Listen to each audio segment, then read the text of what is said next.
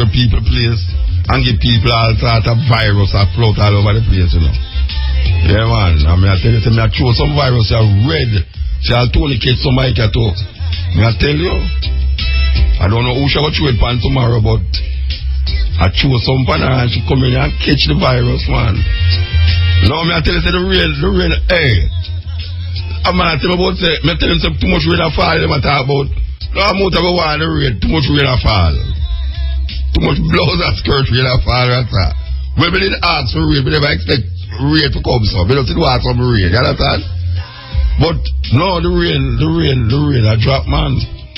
The rain a drop. A 3 parish will come through here to reach us, and the rain no ease up at all. We hope to the people them safe and sound, you know, because we know say at times like these slippage happen. Like when me come here out of rock a bit, some balls that drop off on the inside, so I'm going to ram up in that one, and lucky things. So I have 2020 vision. Alright, so I care about them with a mash up. But yeah, me really hope that the people them understand the levels.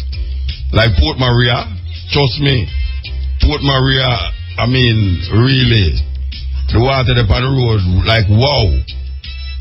So we just want the people them keep safe, you know. Yeah, we want the people them keep safe. Know which part of the drainage there and clean out the drainage. Even in the rain, you have to clean it out. But you should have cleaned it out before, you know. You should have cleaned out the drainage before. And you know, say after this rain, I know, is the minister Fenton Ferguson. And the Fred never going to catch you again. That's a Fenton Ferguson. No, but him still control them. Him still control the mosquito them. Believe you me. Him still control the mosquito them. So, we want to know, say, right now, me know it's a rain a fall and nobody don't want to go outside and rain. But you see them old pan and old drum and old coconut shell and all them something there. Bust them, put hole in at the bottom of them and all them really, because, trust me, after the rain start, after rain is done, you don't want Christmas come and you find yourself in a bed. You know, here some people want to find themselves in a bed still. You know, they want to find themselves in a bed, but you don't want to find yourself in a bed sick. You understand? Because it is not lovely to be sick in the holiday season. Especially when no election will be kept. And I was saying to tell you still, you know. You think it, and I go blow my own trumpet. And I blow my own trumpet. And you know, cha, me have sense. Me no blow whistle, me blow trumpet. Me not go blow my own trumpet and say I tell you, you know. But I tell you, say no election I keep this year. And I want to tell you something, I tell you no when it a keep. You know I know when it a keep? You see like how me tell you say no election I keep this year. Me know exactly where. Me can't tell you the date when the election I go keep next year. You know I know? Listen to the stepping wheels tomorrow, I'm tell you. Believe you me. You think that, hey. Sometimes when we attack certain things, you know, people say, why more time can't get joke, you say, Rasta. But if you listen to what we are saying, you know, listen to what we are saying, I don't know, joke business when it come down to the nitty-gritty of the thing, you know. Same like how when I tell you that my birthday, the 26th of December, I don't want an election card 26th of December. Believe you me know when the election will call. Yes, me know when the election will call. You think, say, humble, the Prime Minister get touched. You think so? Me get touched, I'm not the same person who touch the Prime Minister and touch me. Yeah. There's a female too, you know. You see when she talk about say the master, it's really mistress she wants to still, you know, but true she like she has a leaders, one leaders.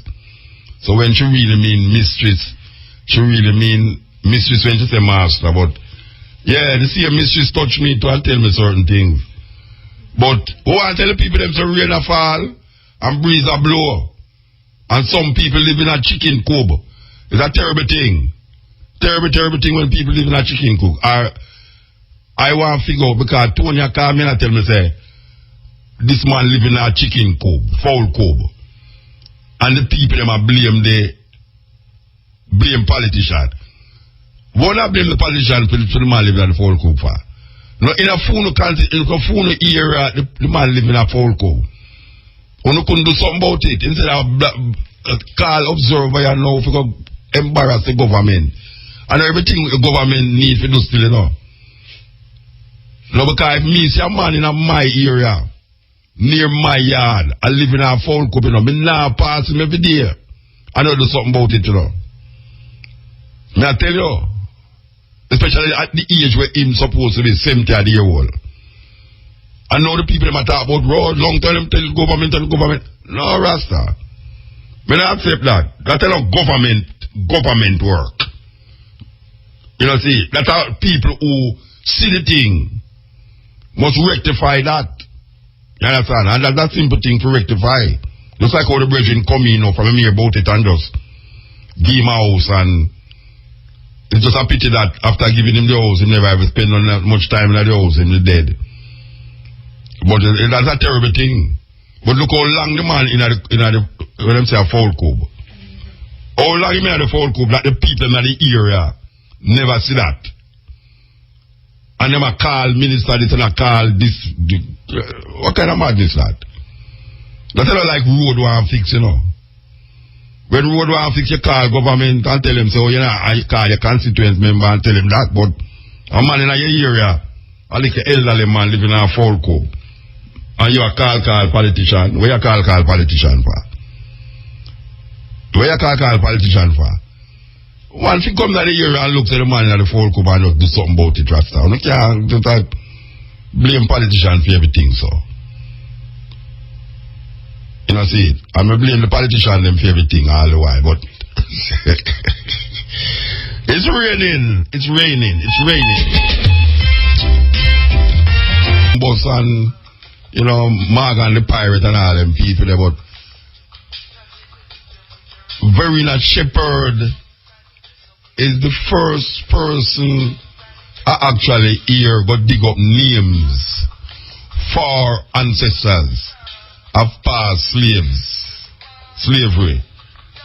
She is the one who I hear come up and really go search and say, this one name that, this one name that we can call names. Well, you know that you have a part of Jamaica where English people, they come to Jamaica and make them living off of slavery and cane, because Europe and particularly Britain was addicted to cane sugar. So a part of this Jamaica capture land was about the cultivation of sugar to maintain and sustain the English appetite for that drug. Because cane sugar, the sugar itself is a drug. It's very addictive. And it causes a lot of complications in one body. And apart from that, it has caused thousands, if not millions, of our ancestors to die in order to satisfy the appetite of the English. So sugar is really, apart from not good for you, not even a good thing for you, based upon how much people dead to maintain it in Jamaica, you know, believe you me. Just hearing about the amount of people were dead in slavery for plant sugar make me personally don't even want to eat it. So apart from me know, say me not to eat sugar, me I say, but wait, as some people dead for not eat sugar, for plant sugar, me not eat that. But we maintain that sugar industry in Jamaica, because one of the things is that we send the sugar gone abroad and then bleach it and send it back and call it granulated sugar. So we have this white sugar that we use, and them take our dark sugar, have it all in a health food store. But really and truly, sometimes the British, the English write them own story and dramatize them own story. And the story that we're talking about is the story of the family called Beckford, that are the biggest slaves, the amount of slaves in Jamaica, in Westmoreland.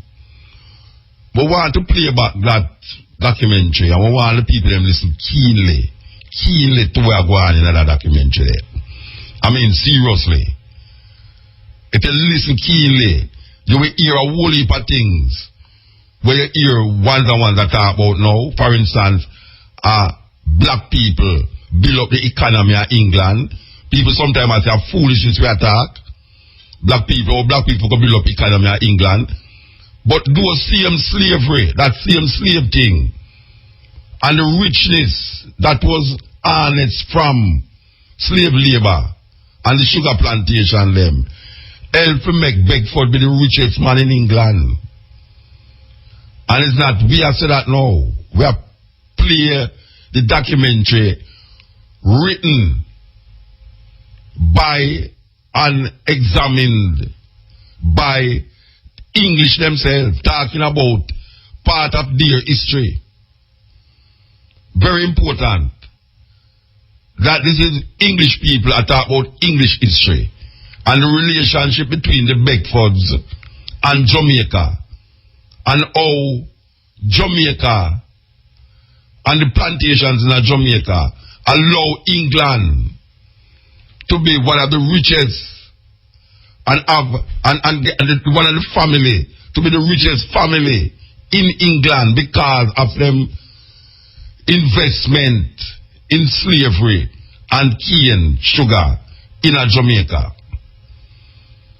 And what you will hear upon that is how power corrupt, and absolute power corrupt absolutely. So we're going to interview a brethren from the David from the Nation of Islam. I have a book here with him, just send the book, come give me to us the book here, where the book thick, Black Studies, it's the art of the Black Studies anthology. And it's really a big book. I'm going to go through it still, you know. I don't know if I can read page by page because I'll write them fine in there. But it makes very interesting reading based upon what we have seen already. So I interview him coming up. But we want you, well, I can't put tape on cock again, you know, because the tape not about the place again. But very important that you take a stock of where going in this documentary and the relationship between the Jamaica, the slavery, and England, and how Jamaica, particularly Jamaica, play a very important part in a lot of historical events that take place in England. Not just in modern times, where we talk modern times, about the 20th century or 21st century, but way back in our slavery days. A lot of people don't understand that. They don't understand how this little island have created, this little island have produced so much greatness, yet still it's so backward politically. It's so backward in terms of how the people see themselves. The people them is traumatized. And we still find ourselves in the conditioning of Europe to the point where we would prefer to have the Queen still governing us than we governing ourselves. And that is caused by the present leaders in Jamaica. The present leaders in Jamaica has called the people to believe that their purpose in life would be best served if the Queen was still ruling Jamaica.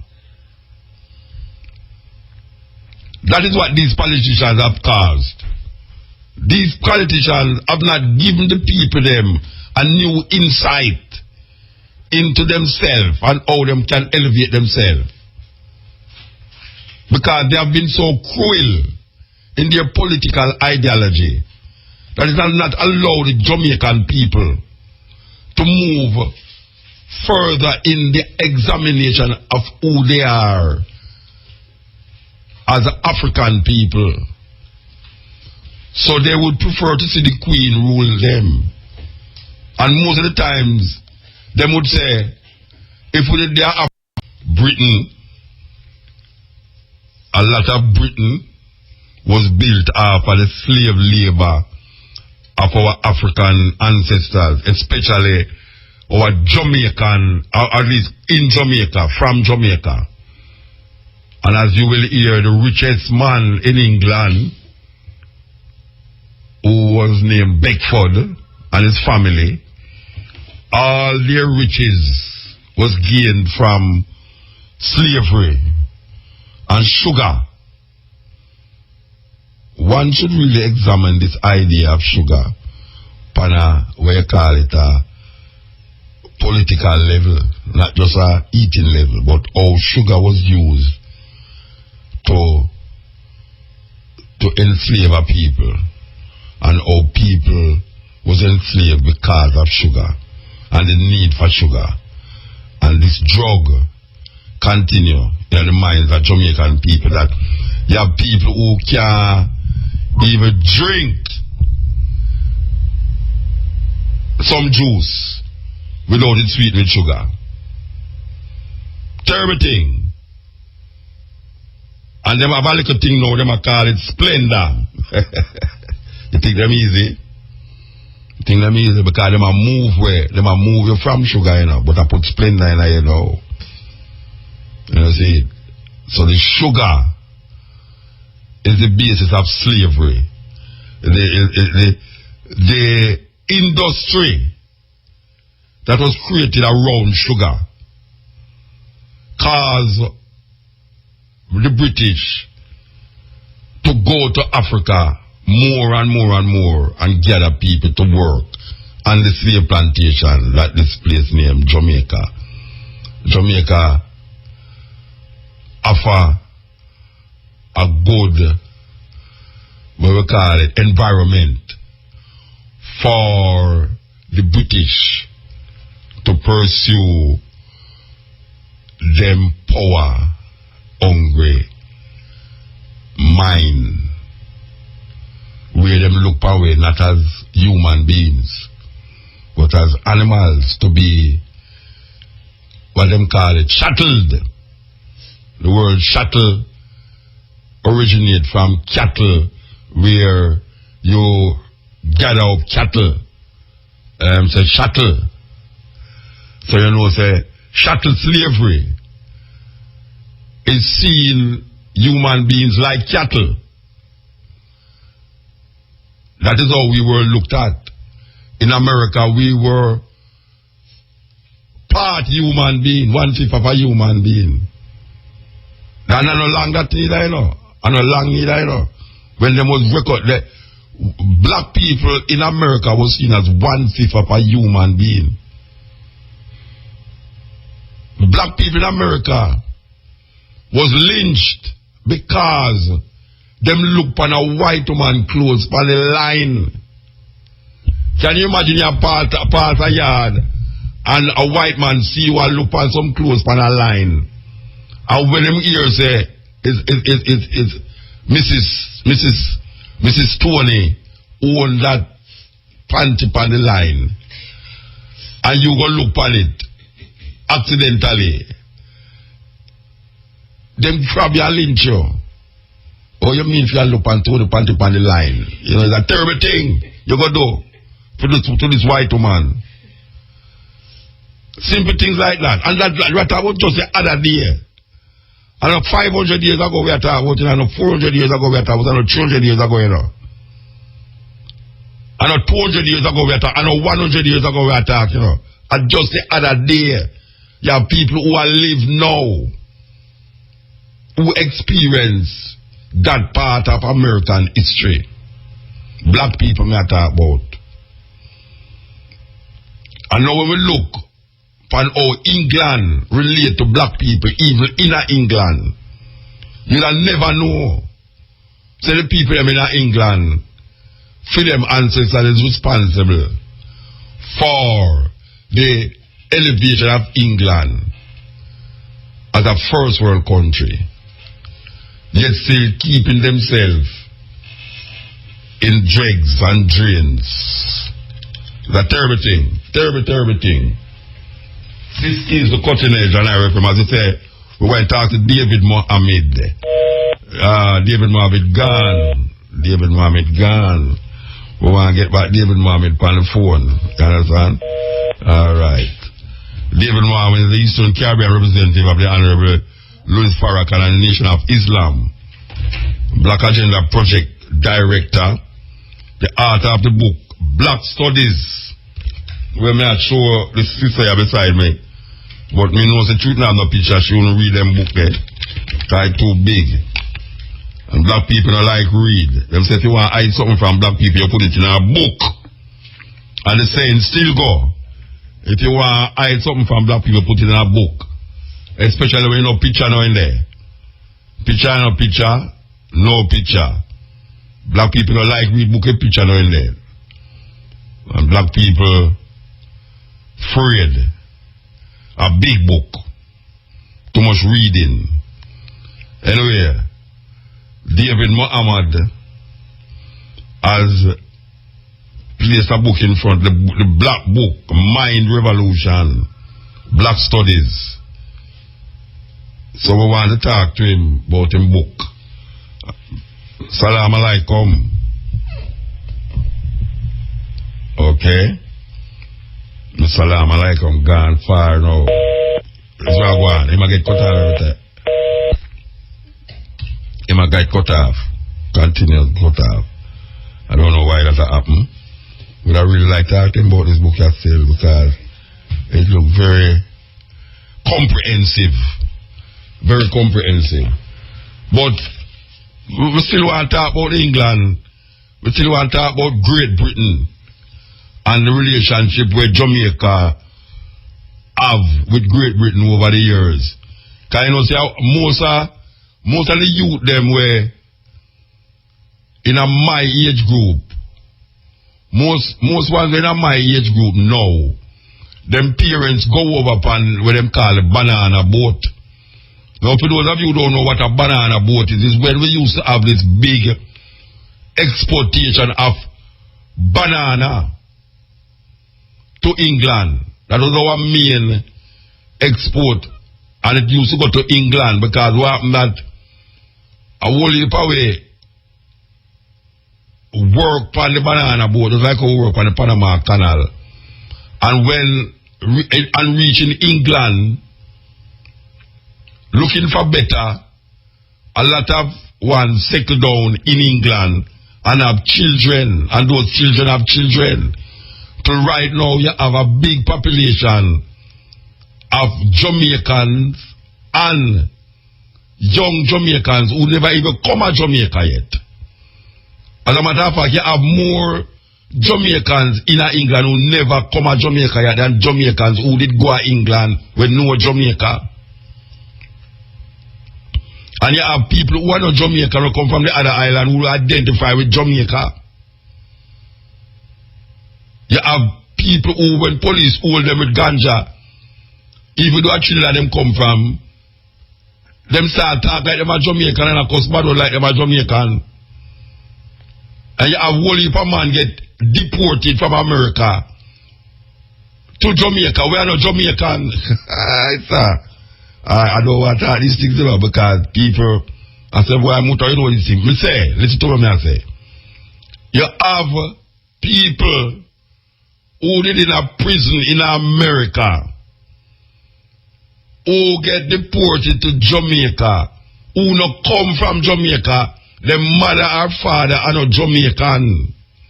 But because of them behavior and attitude, and because of where they were caught with the drugs, they were deported to Jamaica because all of them life them live in a Brooklyn, on Flatbush, Natson Avenue, Franklin Avenue, all of them places there. A whole heap of them live among Jamaican and start to take on the persona of Jamaican. So when you walk down Natson Avenue, you hear all a bad word, and when you look at that, it's not a Jamaican that's the bad word, it's all a Trini. But him lose him Trini accent. And him is a born Jamaican. So when police hold him and hear him attack, no, them not ask no question. When them ready for deport, a Jamaica them deport him too. You think a joke me I make? So now you have whole heap of Jamaican prisoners in England who never see Jamaica yet.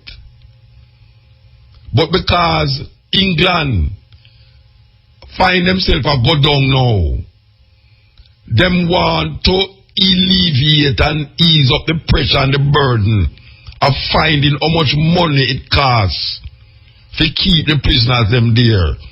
So Cameron come to Jamaica and say, look here, I'm going to give you some money to build a prison with the intention that we're going to take all of the Jamaican prisoners in England down here. Because right now they are costing us too much. And the British people, the English Parliament are ball. So we have too much things are going on, so we need to get rid of some of the prisoners them out of England. But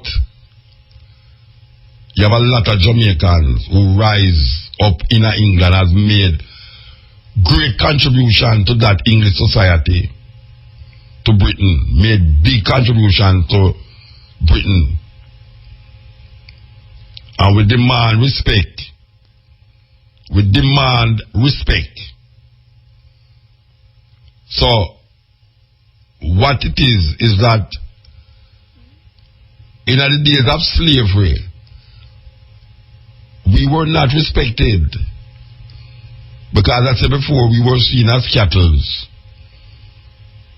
And when the man take many Africans from the Caribbean and carry to England to build up this and build up that, and it is undisputable that Liverpool was one of the main port of entry for a lot of Africans. And there's a place named Bordeaux, I don't want to call it wrong, Bordeaux, where, that's in France, Bordeaux. I don't know if I'm pronouncing it right, but there's a place named Bordeaux in France that many of black people was taken there to build up that place. Then you have Portugal. Who can forget Portugal? Portugal, in the times of what we call slavery, chattel slavery, Portugal was one of the first places to take Africans from Africa and carry to Portugal, not to the Caribbean, because most of the Caribbean islands them was either controlled by the French, the Spaniards, or the English. Because we must remember that the Spaniards did have Jamaica, and the British take it away from them. Capture land right through, thief from thief. Thief from thief. France, Spain, and England. Well, Portugal was one of those places. And Christopher Columbus from Genoa in Italy was sailor and Portuguese ships who went into Africa when the Portuguese them was searching for slaves, for Africans to carry to Europe to become slaves. And they go to Brazil, but I want to remember just a month or two ago, they found off the Cape Coast of Africa, in southern Africa there, they found the relics of a ship, a Portuguese slave ship, that they say was transporting about 200 Africans. And this ship got wrecked off that coast where the Indian Ocean meets the Atlantic Ocean. And all the people them on that ship died. They just found the relics of it. This ship. It was a Portuguese ship. I think it was on its way. Why is that terrible thing, It's a terrible thing when we all go find out these things and realize, African people, a joke on a joke, Joke on a joke, Rasta. Believe you me, after all of them things that happen, and still I maintain certain craziness. Joke on a joke. Well, it look like we now get this person here, but we don't want to delay the thing, We want to play this. We want to play this documentary, Yes, we're going to play this documentary. it is all about the Beckfords. If you have a name named Beckford, if you trace that name, because them man, you know, I can tell you what them man do. Them man have all 50 slaves, 50 Africans as slaves, you know. And if you name Beckford, you just call all of them Beckford. You know why that? If you identify you, if you get runway. Because if you runway, if you're there Westmoreland, you know, and your slave master named Beckford, and so you run go Hanover, and a white man catch you. The white man say, where your name? You say, your name Beckford. He say, oh, okay, you're a runaway slave. You run from the plantation on Westmoreland owned by Beckford. So I saw them identify the slave them. So most of we who have British English name, if you trace back how your parents get the name, it is because of the slave master wanting to identify the slaves by using his name to identify the slave. It's a kind of scientific approach if you don't know look scientific. Because when the man tell you say your name Beckford, and every day you get up and say Beckford, all of the slaves them accept Beckford, all of the slaves them relate to themselves as Beckford. They may say John Beckford, Tom Beckford, Joan Beckford, so like he was the father for everybody. So when you escape and you say your name John Beckford, if you look on the first name, you look on the last name. You see, that's why them say the last name, when them call the last name, your surname, and the first name is your Christian name. You think them people are easy? Them not easy, you know. Them not easy. Your name first, and your name last and first. First name and last name. And that is how them do it. That is how they make you identify yourself. You identify yourself based upon the name. So when you hear somebody say, Beckford, you say, oh, you come from Westmoreland. And when your name, Thompson, you say, oh, you come from plantation owned by Thompson. That's a terrible thing, man. It's a terrible thing. Now black people in a serious position because black people name them picking nowadays, them look on TV. And them like Kim Kardashian and say, you know, so I call me pick the Kim.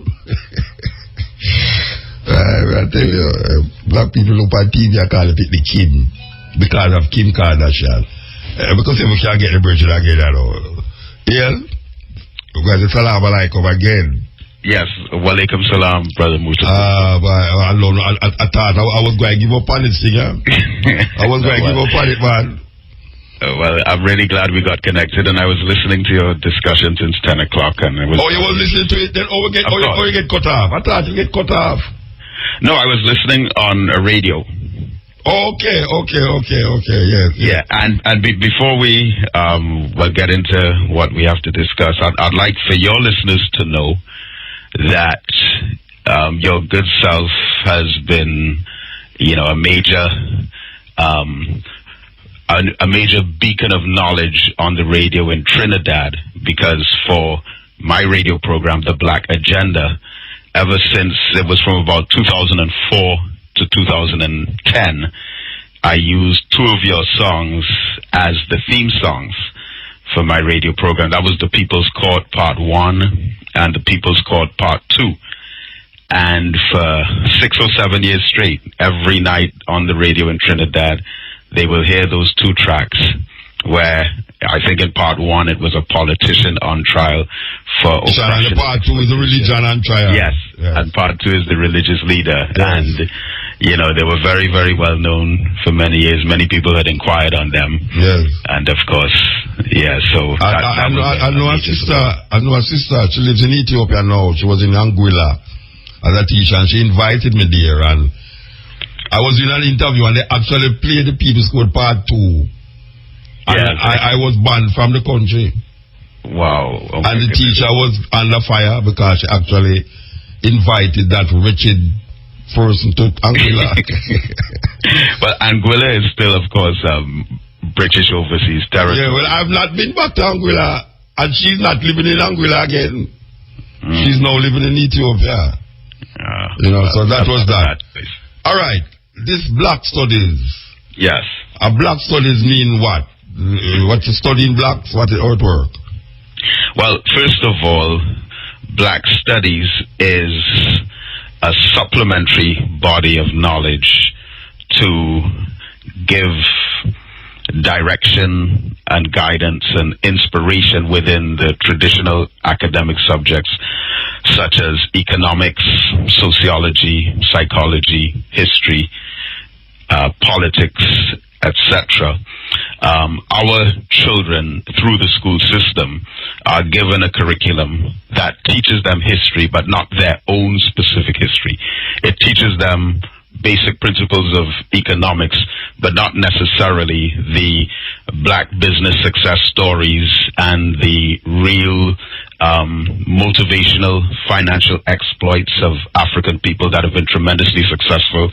I mean, such as the richest man who has ever lived was an African man. The first black woman, or the first woman period who was a millionaire, was a black woman with a business idea.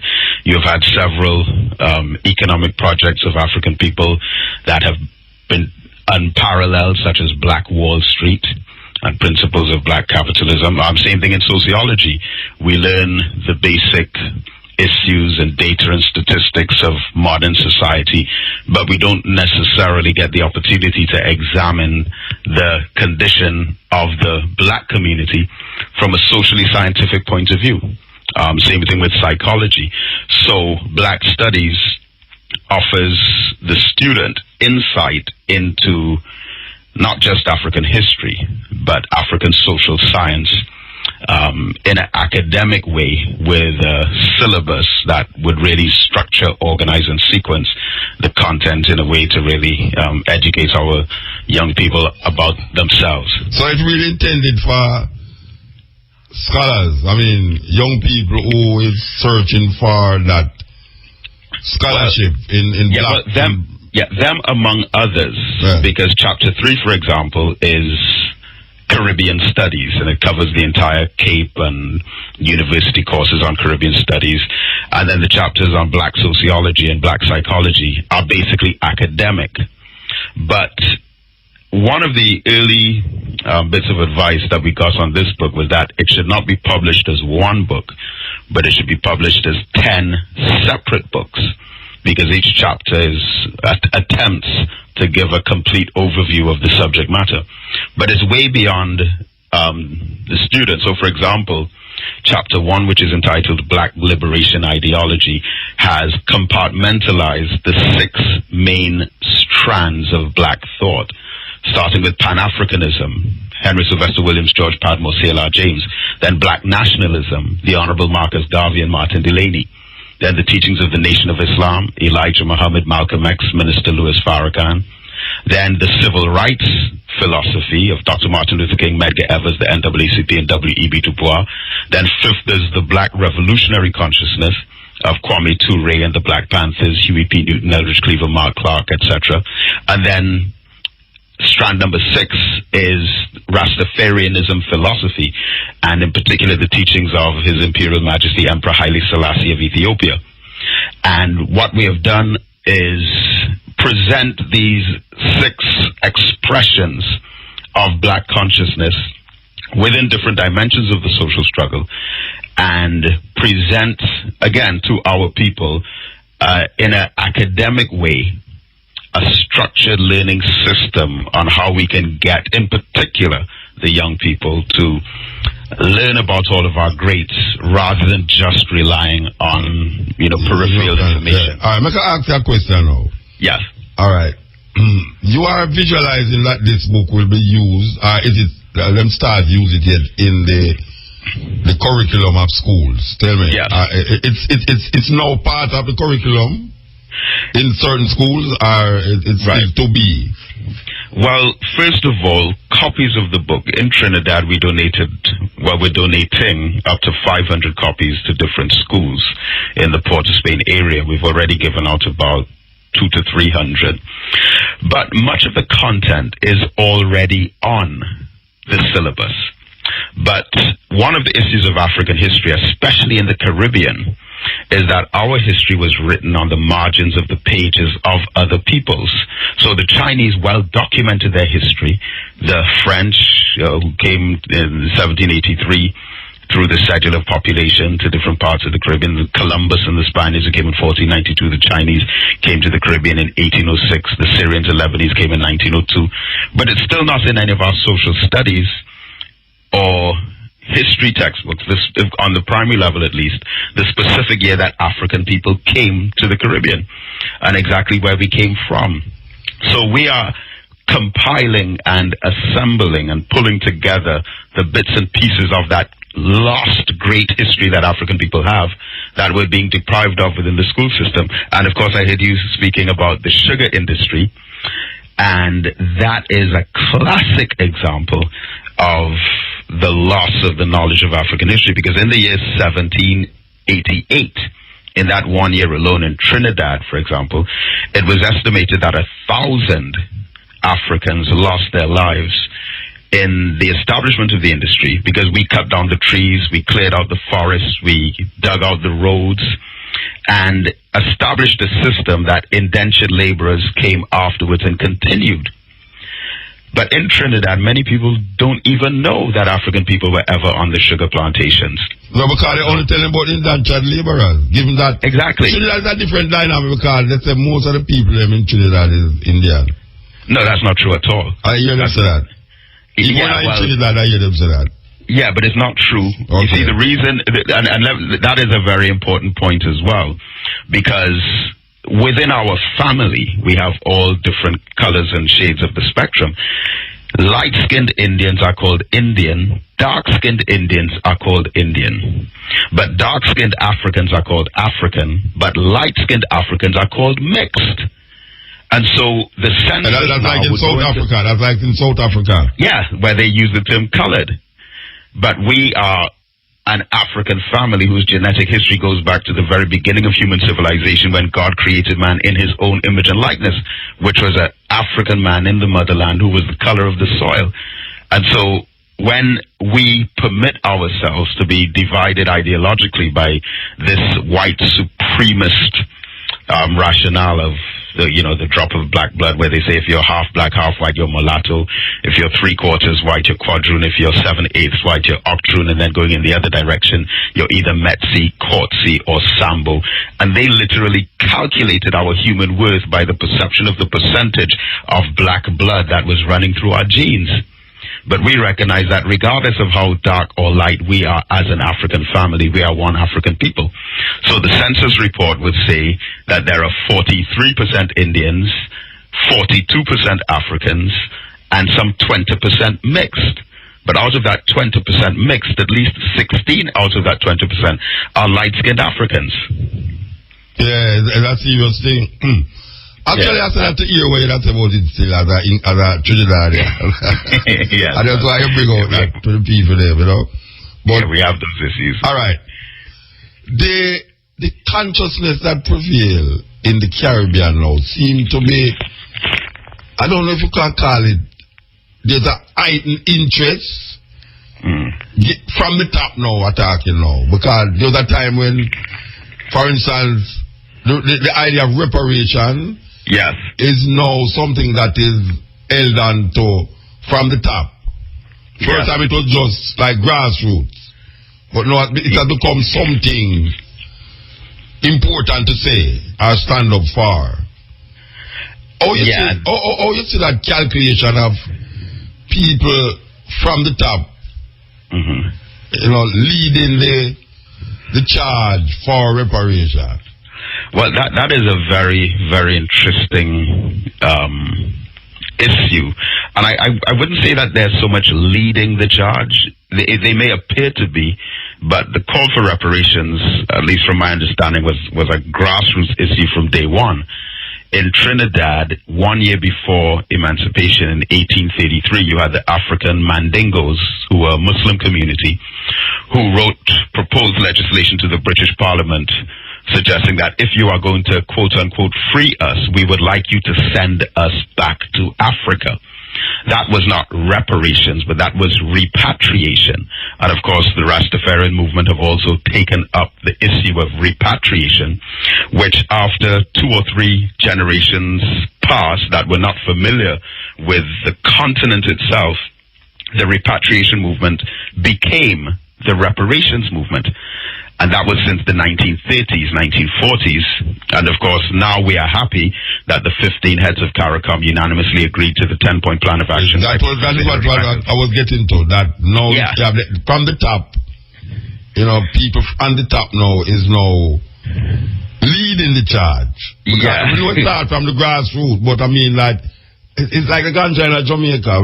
Ganja, rasta business and foolishness, but now we see from the top people going like to them, they love ganja from a longer time, Yes, and I believe that is how it is with most struggles. Yeah, so it's like that same thing with reparation. As I asked, what is your point of view from the idea that these are the people them who a lot of them used to snap at reparation? Well, eventually, I don't want to be too hard on them. I know there was some among them, in particular, former Prime Minister of Antigua, Baldwin Spencer, and Prime Minister Ralph Gonsalves of St. Vincent, and even to some extent, Prime Minister Frondell Stewart of Barbados.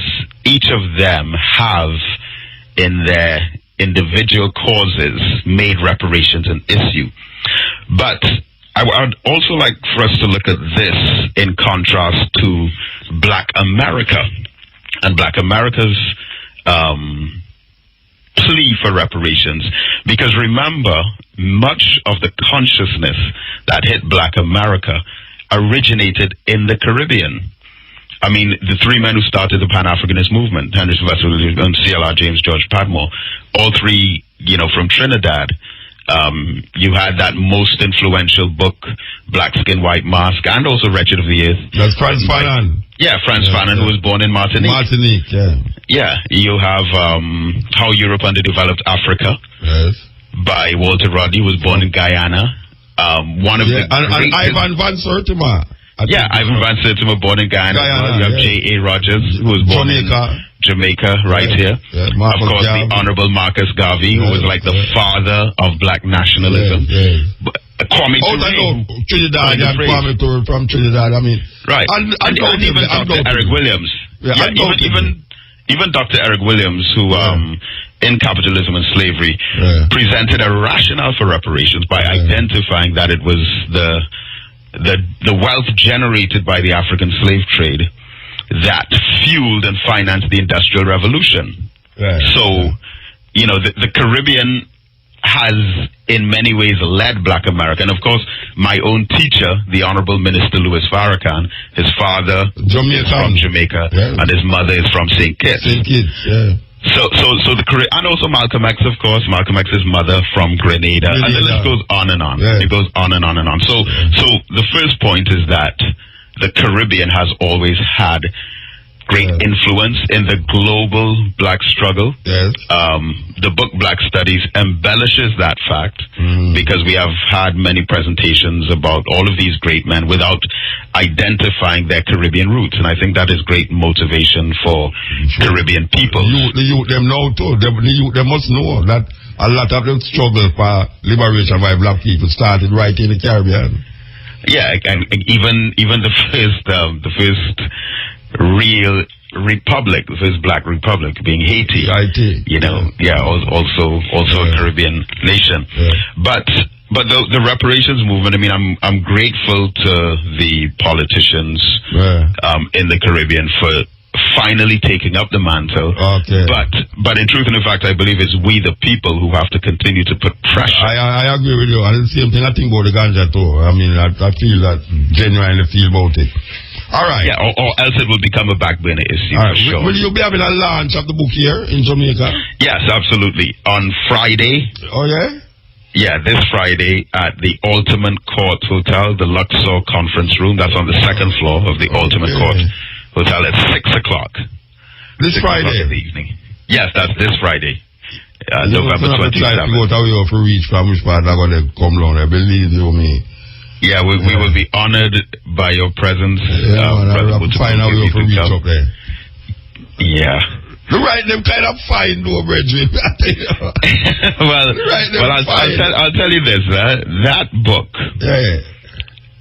Like I said, one of the first reviews of the book Black Studies was that it should not be released as one book. Okay. Because in particular, chapter 3, chapter 7, and chapter 10 are whole books by themselves, as well as chapter 1 and chapter 2. Chapter 2 on racism, the 7 different kinds of racism. This is like a Bible then.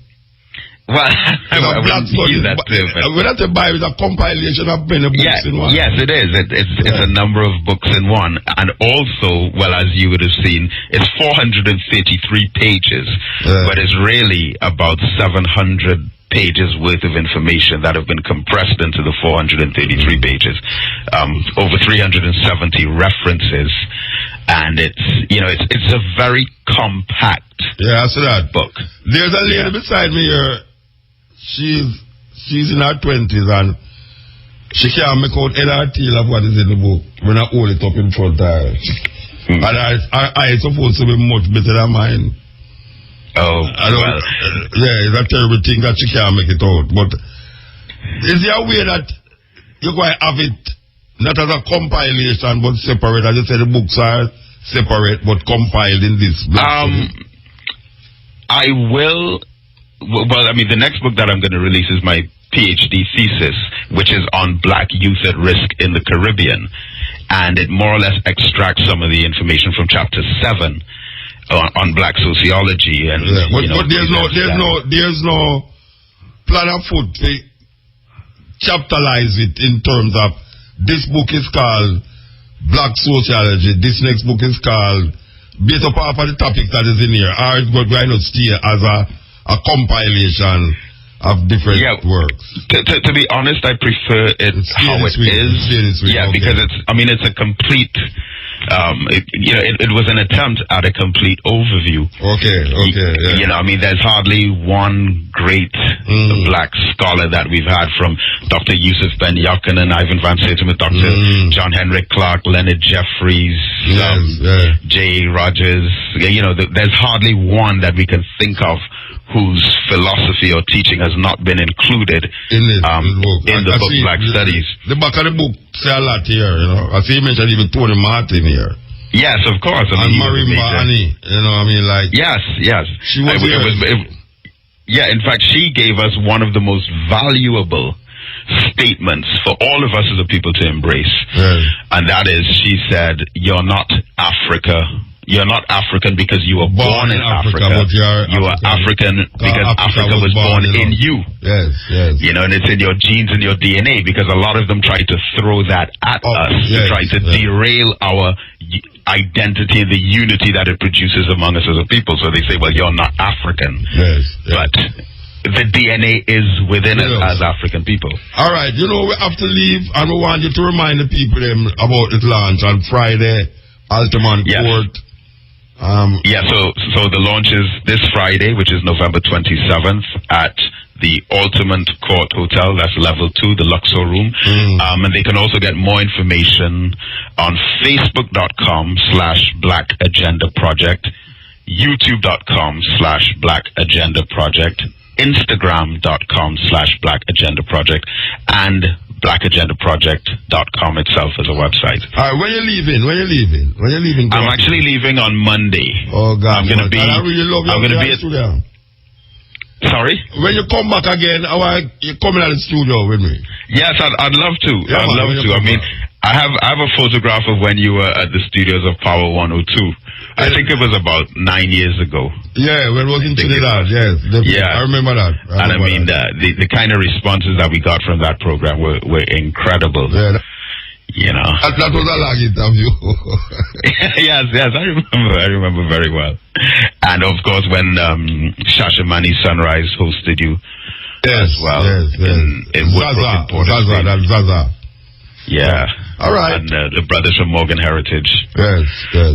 All right, we give thanks, brethren, you know what I mean? Yeah, and well, just before I go, I want to thank, of course, my brothers from the Nation of Islam, in particular, Brother Fitzroy Muhammad and Brother Clive Muhammad, who's Minister Farrakhan's representative here in Jamaica. And I'm going to be there on Sunday at the Nation of Islam headquarters in Portmore. And, you know, those brothers are continuing to fight a great fight, and I want to thank them for their hospitality as well. I want to thank you for this book. I mean, not personally, but for really doing the work and compile it in such a way that black people can really identify something in it that they're supposed to take responsibility for in this time. Yes, give thanks, Bridget. Give thanks. Thank you so much. Thank you so much, Brother Mutabaruka. Yeah, this is the cutting edge, and I refer. We've been talking to David Muhammad. He's the Eastern Caribbean representative of the Honorable Louis Farrakhan and Nation of Islam. And he's the Black Agenda Project Director, author of the book Black Studies Anthology, academic book covering Black history. And he's also a host and a radio station too. Yes, we have been on that radio station. And him hold a double major in sociology and education from UWI, currently in the PhD research at the University of the West Indies. So we give thanks. Black people come out of the shell now and is doing the necessary work so as to record our history, our philosophy, our ideology, our psychology, and understand our culture even at a deeper level, so that people like Tony can know that this thing is not just for study, but for really educate. Millions of dollars in cash will be washed. Free data, free. Not Negro, not nigger, not brown, not mixed, not you have some German on your mother's side from your great-grandfather because no one can see that anyway you are black. This is how you dance the calypso. 2. Be proud of being black. Of course your hair is woolly because you're black and it's beautiful. That's why it's in an afro. Don't let anyone cut your hair again as long as I'm not around. 3. Your father called. He said, happy birthday. 4. White people cannot be trusted. Be cordial, be polite, but white people must prove themselves before they can be trusted. 5. Don't ever bring a white woman to this house whom you would not bring if she were black. Example, if you wouldn't date a black waitress, don't parade a white one in here. 6. In fact, don't bring a white woman in this house. 7. Marilyn Monroe is not a loose woman. She has the right to make love to whomever she chooses. This is how you jump the calypso when you're crossing the Savannah stage. 8. Do not bring a white woman in this house. 9.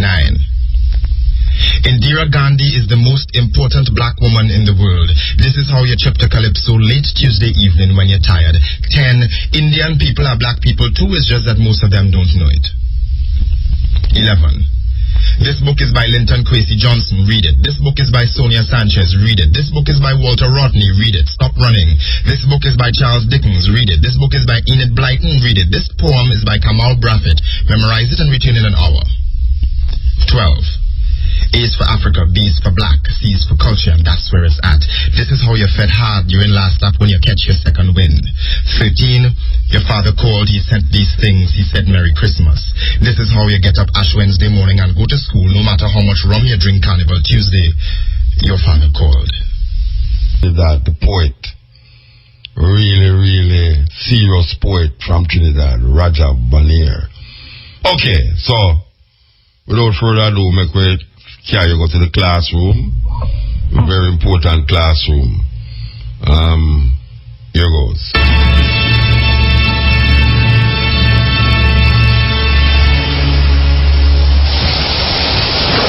In the 17th century, a rough family of London cloth cutters called Beckford emigrated to the newly conquered colony of Jamaica to seek its fortune. The Beckfords invested in sugar and slaves. On your feet, on your feet. Come on your feet. And within 4 generations became one of the richest families in England. They were the yuppies of their day. part of an emerging social class which aspired to become the new aristocracy. There was Beckford the planter, who wrote a unique handbook on how to run a sugar estate. Out of every 4 African slaves, scarcely one produces a really efficient worker. And Beckford the playboy, who used sugar profits to bring about a revival in Gothic architecture. Some people drink to forget their unhappiness. I don't drink. I build. But he'd be best remembered for his part in a notorious sexual scandal. He told his life story to a biographer to try to restore his reputation. While slavery flourished and sugar sales boomed, the Beckford's world was an orgy of greed and extravagance. But the industry that made them was built on human suffering and greed, and would eventually destroy them. This is the story of the rise and fall of Britain's richest slaving dynasty, the House of Beckford. In 1774, an English gentleman, William Beckford of Summerley, arrives in Jamaica with his wife to take over the family business. Hurry up! Hurry up!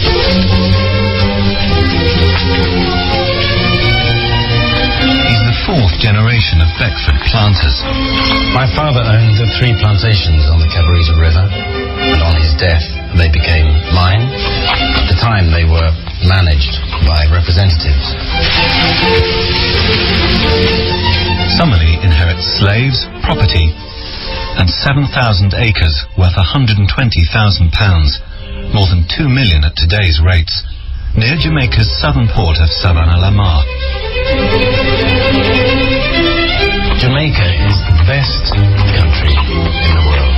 Fortunes may be made there, without question. They may also be lost. But an adventurer, investor, a speculator of imagination may certainly lift his fortunes in Jamaica. Summerley is new to the business of slavery, but keen to increase the profitability of his plantations. The largest of these is Roaring River.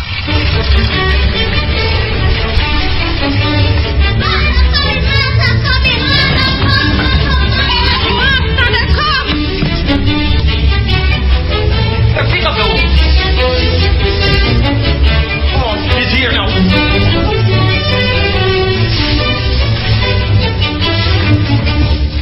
Oh, journey's end.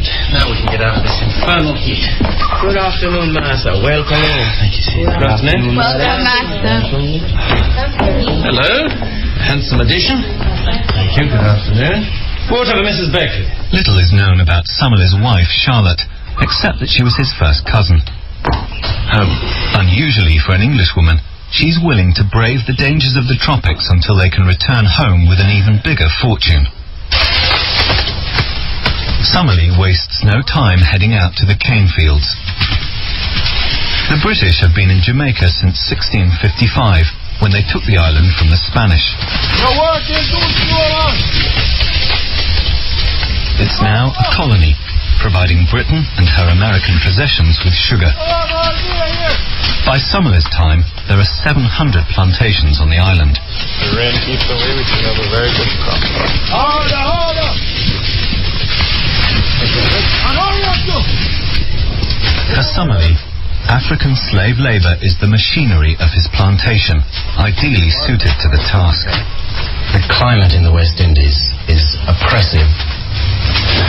The humidity for a European produces indolence and diminishes health, and ultimately the vigour of the mind. The Negro is constructed for exactly that climate. Their skin is thicker and able to withstand the heat. Like all planters, Summerley sees slaves as mere workhorses rather than people.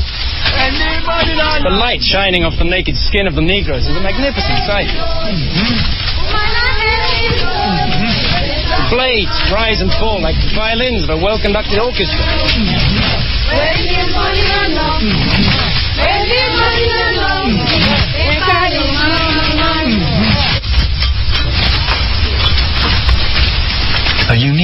detailed inventory of his father's property shows that Summerlee inherits 910 slaves worth £36,000. The Roaring River plantation alone has 84 men, 92 women, 80 children and 3 runaways. We know their names, their jobs and the amount that they are worth. Each one is given the Beckford name as a sign of ownership, and it's still a common surname in Jamaica today.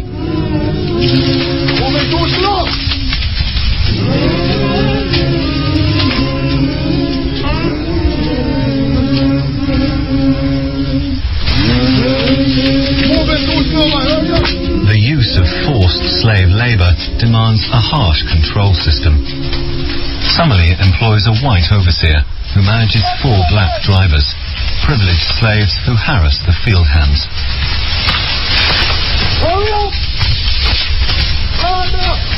Brutality and fear are the instruments of the regime. Tell the drivers no more rest days until the harvest is in. Yes, sir. While Summerlee is on the ground making money, his cousin, William Beckford of Fonthill, is in England.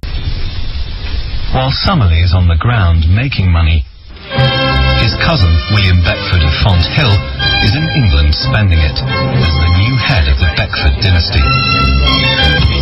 On the 29th of September 1781, William Beckford of Fonthill finally came of age. On his 21st birthday, he becomes the owner of 22 Jamaican plantations, bought or ruthlessly acquired by his ancestors.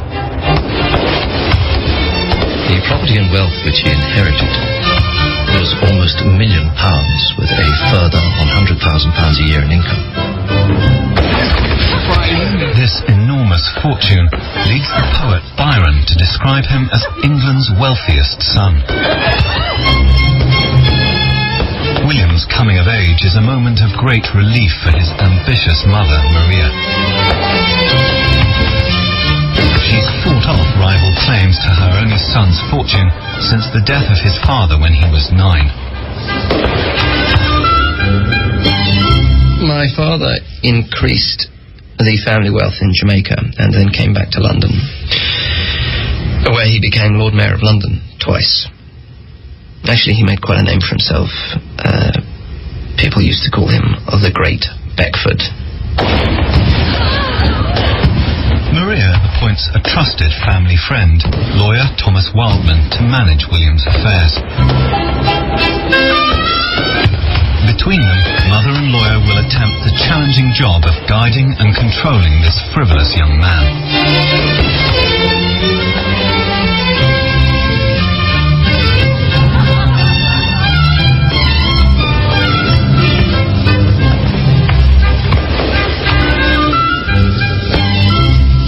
I was never good for anything in this life, but composing airs, building towers, and forming gardens.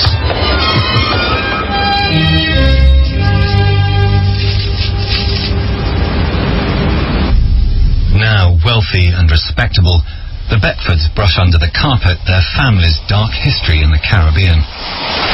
The island of Jamaica was the rendezvous for the most lawless and profligate adventurers who ever roamed the earth. The Beckford clan arrived in 1660 and set about making money. The Beckford ancestors were certainly colourful. The great-grandfather, Peter Beckford, was ruthless, unscrupulous, and violent.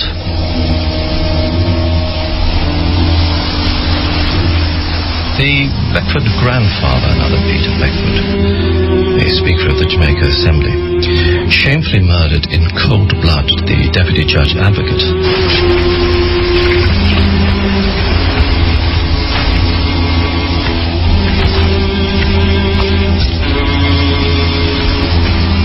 Despite his violence, he died in his own bed, reputed to be one of the richest subjects in Europe. When his strongbox was opened, the greater part of £1 million was discovered, hoarded up. The largest share of the family's huge fortune has come to Beckford of Fonthill. He lavishes his extraordinary wealth on treasures, books, paintings and ceramics. Happy are those with plenty of money. Their kingdom is come, their will is done upon earth, if not in heaven. Beckford buys beautiful objects to distance himself from the origin of his wealth, with its unsavory whiff of commerce and slavery. Art is something that you have to feel inwardly, you have to feel it inside. It's not something that you can just admire. Mere admiration will not do. People pretend to be struck by an object of art, but that's only because people around them are being struck by the same thing. Fonthill's expensive tastes challenge the patience of his lawyer, Thomas Wildman, who sets his monthly allowance according to sugar profits. He sets too much value on the things that money can buy. The enjoyment of gildery and painting is momentary. Well, what use is money if you can't spend it? How Wildman could seriously think that I would leave a single farthing of my allowance undrawn, I have no idea. Wildman's job is to run the Beckford sugar business and fight off ancient claims to his estates. Fonthill also trusts Wildman to protect him from fraudsters. The whole world believes that Mr. Beckford is groaning under so heavy a burden of riches that anyone who can take part of that weight from his shoulders is doing him an essential service.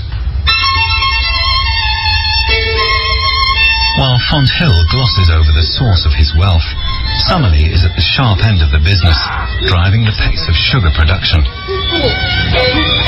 Sugarcane is the first agricultural product in the world to go through an industrial process before going to market.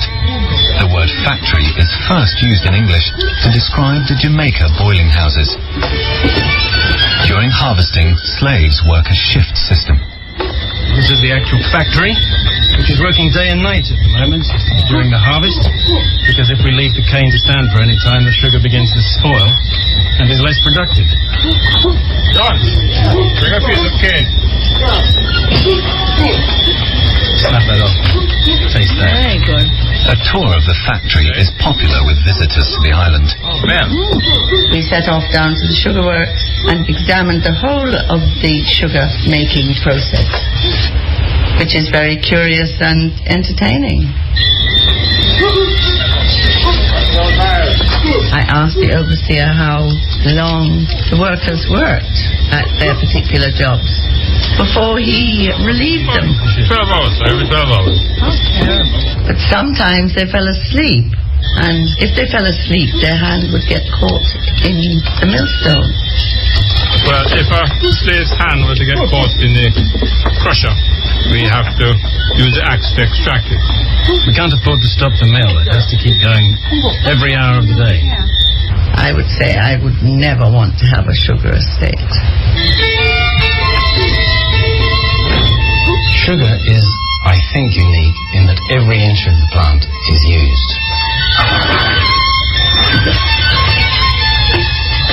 The trash, the tops of the canes and the leaves are used to fuel the distillation process and the clarification process, and therefore it's self-contained. It also provides food for the labour and fuel for domestic cooking and a building material.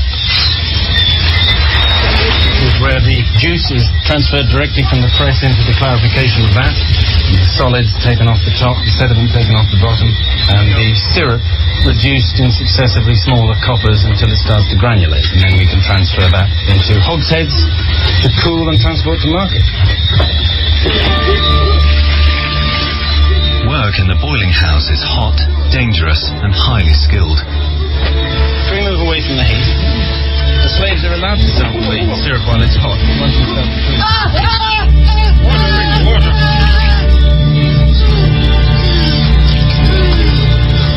It's not just hospital. You, take it space, take it space. Back to work, everybody, back to work. Back to work.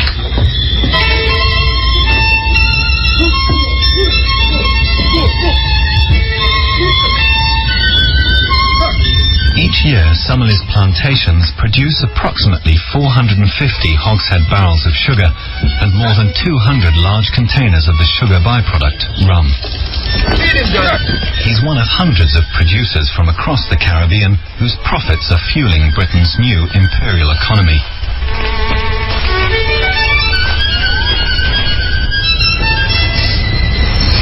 Quantities of sugar pouring into Britain transform a once luxury item into a staple food.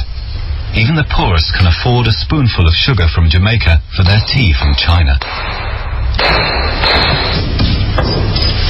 The British love affair with puddings, biscuits and cakes dates from these boom years. Sugar is creating a new diet and new millionaires.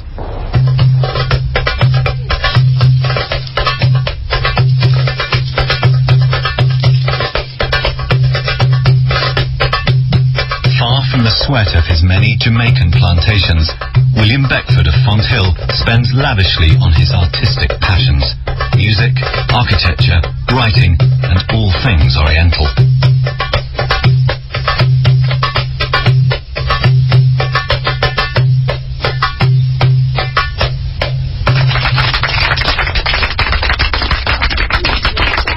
And Fonthill has talent. He makes the first English translation of the Arabian Nights fables and writes a Gothic novel about a sultan called Vathek. Vathek's pride arrived at its height when, having ascended for the first time the 1,500 stairs to his tower, he cast his eyes below and beheld men not larger than ants, mountains than shells, and cities than beehives. Like the author, Vathek is a slave owner who enjoys the power of money.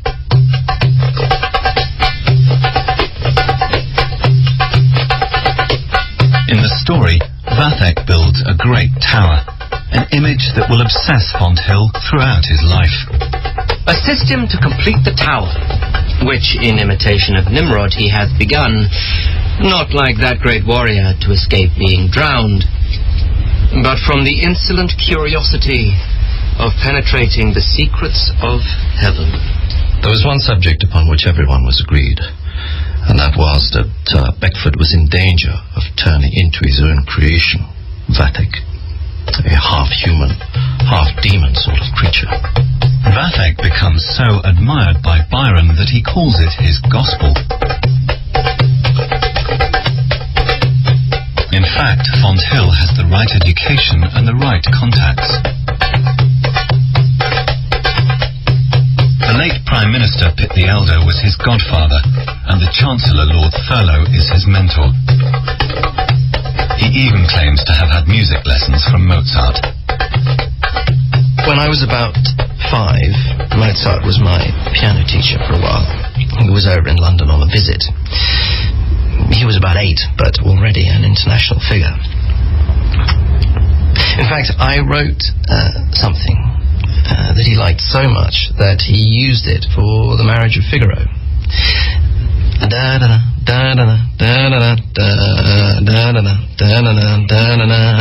Etc., etc., etc.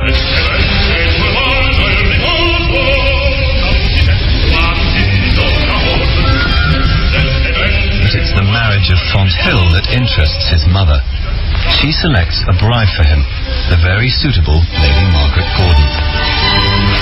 Margaret was slender and delicate, and she had the most beautiful, white, smooth arms, and her cheeks used to blush the colour of a rose. She was a charming creature, artless, uncomplicated, and absolutely no pretensions to intellect whatsoever. The marriage, though, doesn't end an existing attachment. Fonthill's grand passion is for a 16-year-old schoolboy, William Courtenay, heir to Powderham Castle in Devon. I think of all the creatures with which I've been acquainted, male or female, Courtenay was the one who I felt had been created in my mould. In an era when sodomy is a hanging offence, Fonthill's obsession threatens the future of the Beckford dynasty.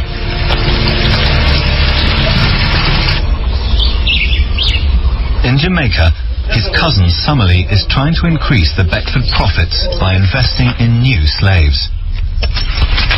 He believes the flow of fresh slaves from Africa is essential for the survival of the sugar business.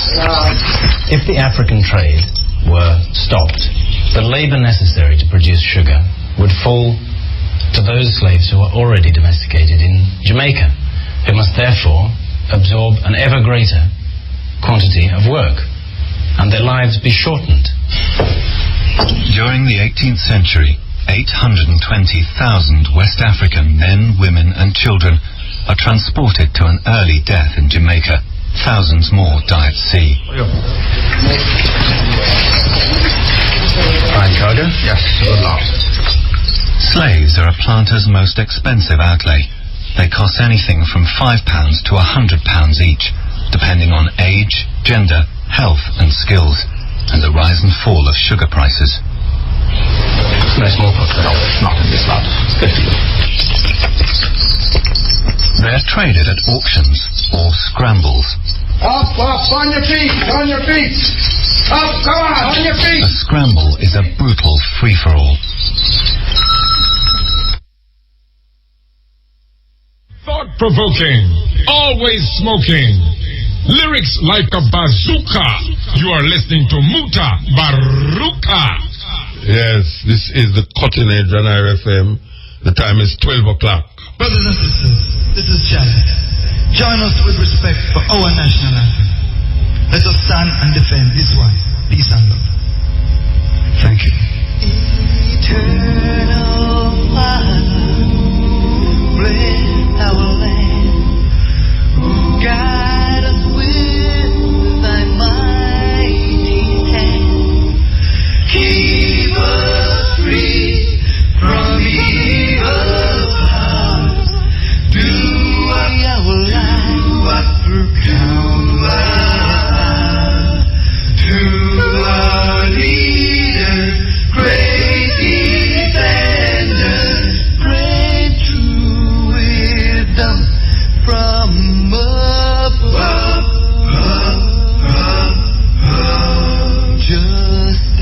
Justice. True. Be ours forever. Jamaica land we love. Jamaica. Jamaica. Jamaica land we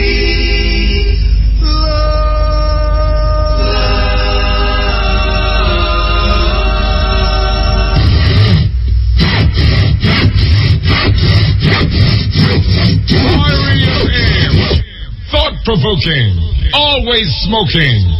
Lyrics like a bazooka. You are listening to Mutabaruka. In which the planters literally fight for those they want to buy.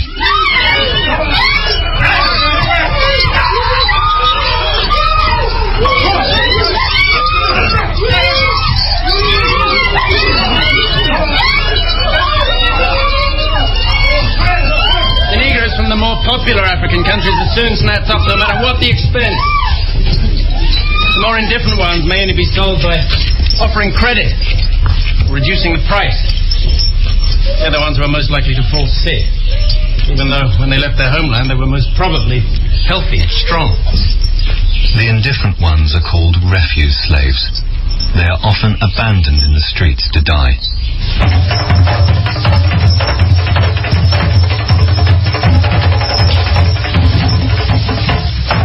Summerlee names his new acquisitions. New slaves have to be broken in or seasoned into a life of slavery.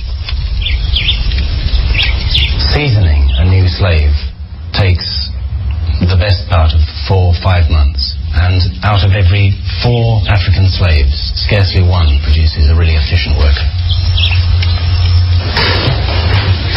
Slaves arriving from Africa must first be managed as if they were animals. They must be tamed before they can be treated as men.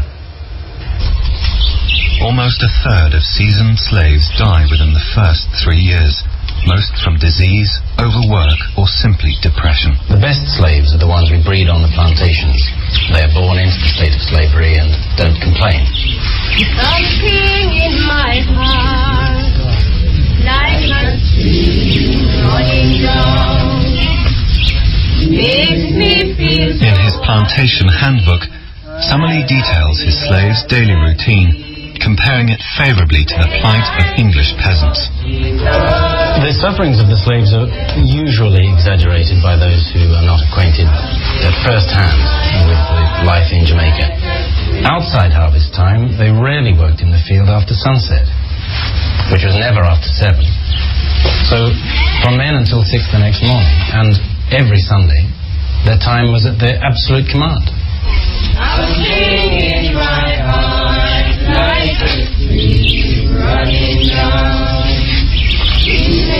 Self-sufficiency is encouraged, particularly when America's war for independence from Britain creates food blockades. The slaves have to grow their own food, and many go hungry. Something in my heart like a stream. By contrast, planters live an extravagant lifestyle, paid for by credit. They've got into the reckless habit of consuming profits from crops not yet harvested. White society in Jamaica is much too addicted to expensive living, costly entertainments, rich clothes. If only they were more abstemious and paid more attention to the productivity of their plantations, many more of them might have amassed considerable fortunes. I would imagine. For visitors, the excess of Jamaica can be overwhelming. Such eating and drinking I have never seen. There was loads of food, all sorts of meats, highly seasoned, jellies, gallons of wine, hot and cold chicken, fish, stews, fries. This was quite disgusting.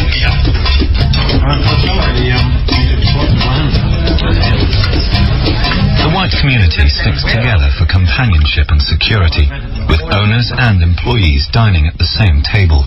The whites number only 20,000, surrounded on an island by 200,000 slaves. They feel particularly unsettled by the campaign against slavery, which is finding support in England. So-called philanthropists across the seas are blind to the true interests of their own country. There are plenty of people in England in need of the pity and the protection they're so anxious to give the Africans. I once interviewed a slave and asked him would he like to be returned to his home country. Do you know what he said? He said that in Jamaica he has food, clothing and a good house. But in Africa he'd be destitute. Many of the Europeans, the peasantry is destitute although free. I simply hope that some of the compassion that is felt for the slave is also felt for the planter. We lose so many slaves through natural disasters, torrents, trees falling, not to mention sickness. The loss of them would be the ruin of us all. Well, it's very easy to criticize, but they still eat the sugar and they still drink the rum. Thomas Thistlewood is the overseer of a neighbouring plantation. Jamaica has raised him from poverty in England to a position of almost unchecked power. Good wager. £200. Yes. Like many planters, Thistlewood is sexually predatory. To your private stock. Pays for the expression. And white men live immorally with their female slaves, and until they improve their own morality, there is no chance of us teaching the Negroes decency and religion.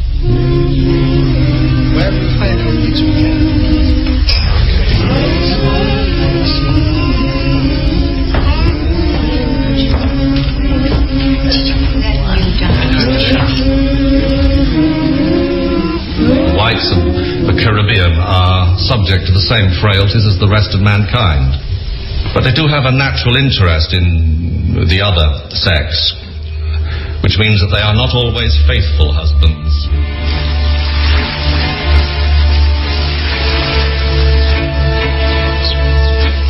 Cushioned by his money and feeling above the judgment of the rest of the world, William Beckford of Fonthill indulges his dangerous obsession with the 16-year-old William Courtney. When we first began to know each other, I had a strange feeling that somehow we'd known each other as friends in a previous existence. He has little idea of the high price he'll pay for his affair. While Courtney is away at school, Fonthill dabbles in politics, taking up his family's Rotten Borough parliamentary seat. But he soon tires of the House of Commons. William Beckford wasn't cut out to be an actor in the great drama of politics. His abilities were unquestionable, but his mind was too expanded for the niggling details and double dealings of a political life. Instead, he sets his heart on a peerage and the title Lord Beckford of Fonthill. Will receive every attention. It will seal the family's rise from tradesmen to aristocrats. To the powerful influence of Chancellor Thurlow, it should be a formality, so the Royal College of Arms draws up a design. Young Beckford had a great interest in books of heraldry. His father's political fame didn't satisfy him, so he set out to find his ancestral honours on one side or the other, up to John of Gaunt. He was full of imagination. But while waiting for his peerage, Fonthill makes the mistake of writing letters, confiding his feelings for Courtney. Does he still really love me? Are the delightful days of Fonthill not yet elapsed from his memory? Does he still dwell with pleasure on the recollection of what passed in our subterranean apartment? And the letters fall into the wrong hands. Does he still dwell with pleasure on the recollection of what passed in our subterranean apartment? Lord Loughborough has just married into the Courtney family and has developed a loathing for Fonthill. On silken beds, in the glow of transparent curtains. The very suggestion of guilt is enough to ruin Beckford in the eyes of polite society. I'd rather my son went up to London, paraded around with half a dozen Covent Garden halls. That would have done more than anything else to remove suspicion. If the case ever comes to court, Fonthill could hang. Beckford's conduct was heedless, not to say childish. But his enemies are powerful. And he is, I believe, not barbarously treated by an ill-judging world. Fonthill blames Courtney for his predicament, and the spell is broken. A certain young person whom I once thought to have been my dearest friend had proved himself the meanest traitor and blackest enemy. You may guess who pulled the strings. You're in very good health. Fonthill feels compelled to take his wife Margaret and baby daughter into exile on the continent. There's talk of Jamaica, but his wife is pregnant again and it's considered too dangerous. Disease-ridden Jamaica is notorious for its high infant mortality, but among the slaves the risks are even higher. With their heavy workloads and meagre diets, 1 in 3 slave women miscarry or lose their babies. Although planters have an interest in keeping their slaves healthy, their prejudices get in the way. Their women are delivered of children with little or no labour, and they have no more need of midwives than a female orangutan or any other wild animal.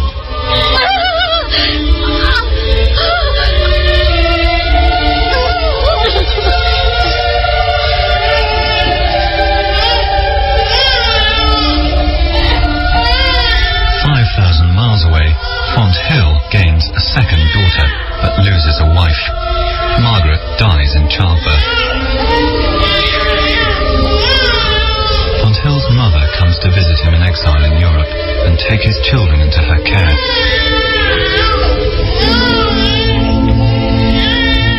She will protect them from their father's disgrace and mould the next generation of Beckfords.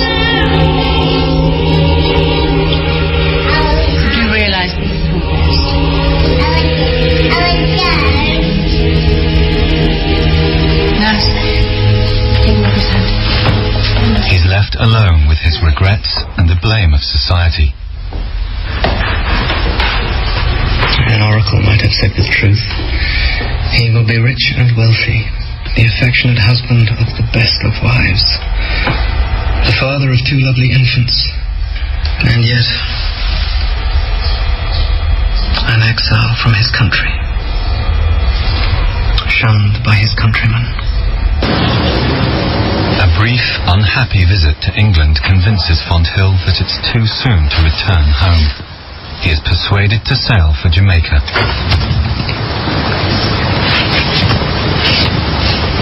The more I hear of Jamaica, the more I dread the climate, which I fully expect will wither my health away.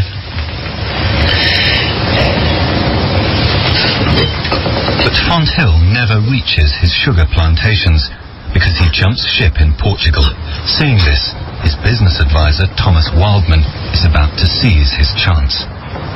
It is said that this trade in sugar has a powerful effect on man's ethics and principles. I would guess if I was to say that it changes a man entirely.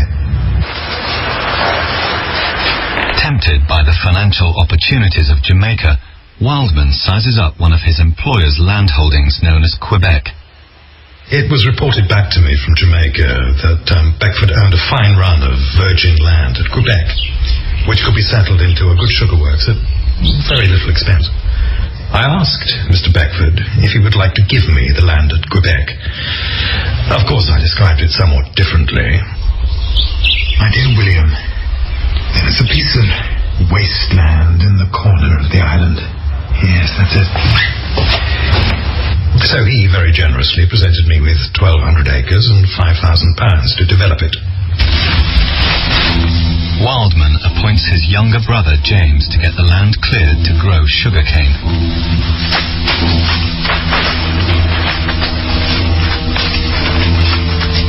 Within months, they've poached 823 of Fonthill's slaves, leaving the Beckford plantations neglected. Well.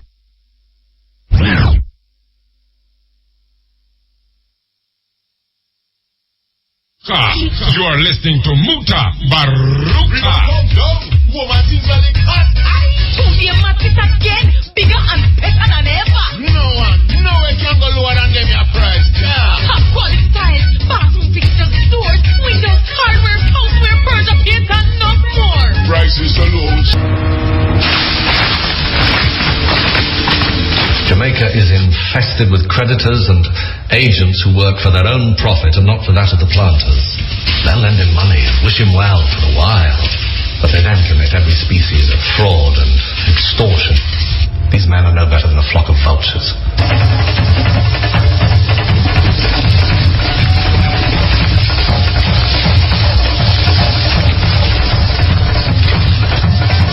While absentee landowners risk being cheated, planters on the ground have their own problems. Each year, slaves attempt to run away, losing them productivity and spreading discontent. Some disappear for only a few days to see family. Others head for the mountains to join groups of rebels.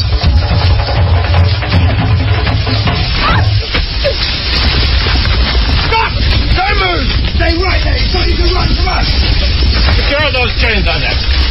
Most runaways are captured or returned. Either way, they're given harsh punishments to deter others.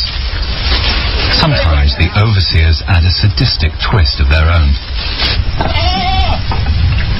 Lime juice, for example, sharpens the sting of the whip. And although the legal limit is 39 strokes, 200 or even 300 lashes are not uncommon on remote plantations.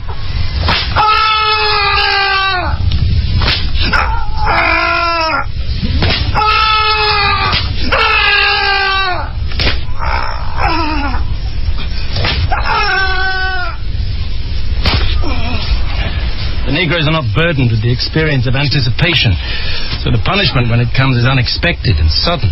The sorrow fades with the pain. The planters of the island of Jamaica have been unjustly accused of treating their Negroes with cruelty.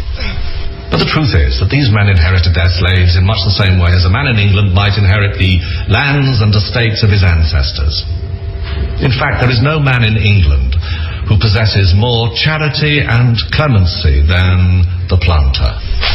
So if there are instances of cruelty, they must happen without his knowledge. whipping, mutilation,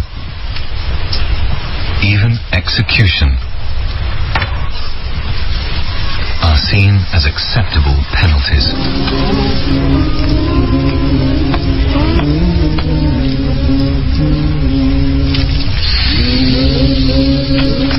Hurry up! Master wants 100 pounds by noon!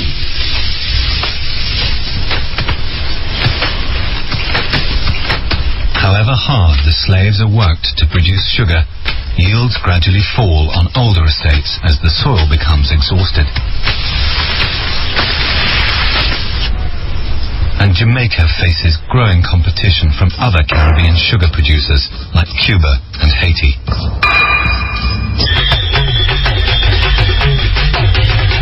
Summerlee finds that his profits are dropping while his costs are going up. A newly independent America no longer exports them cheap food and timber. There's a complicated system of debt and credit in the island. In fact, a man may not consider himself to be distinguished in Jamaica unless he's in debt. Summerlee extends his credit with his merchant, putting up his estates as collateral. Some planters, who find themselves unable to settle their overextended accounts, are almost reduced to being slaves. The merchant charges commission at 0.5%. 2.5% is added to all the produce he sells, and 2.5% is taken from sales and invoices. He also charges interest at 0.5% on what he loans, and the interest is added to the capital every year, making it bigger, with the result that the sugar is sold at a loss even before it arrives in England. Better by far for the planter to borrow from anyone, even at 6%, than from his merchant at 5%. Because once he becomes indebted to him, he becomes dependent. Possibly for life. Summerlee is now relying on a successful crop to reduce his debts.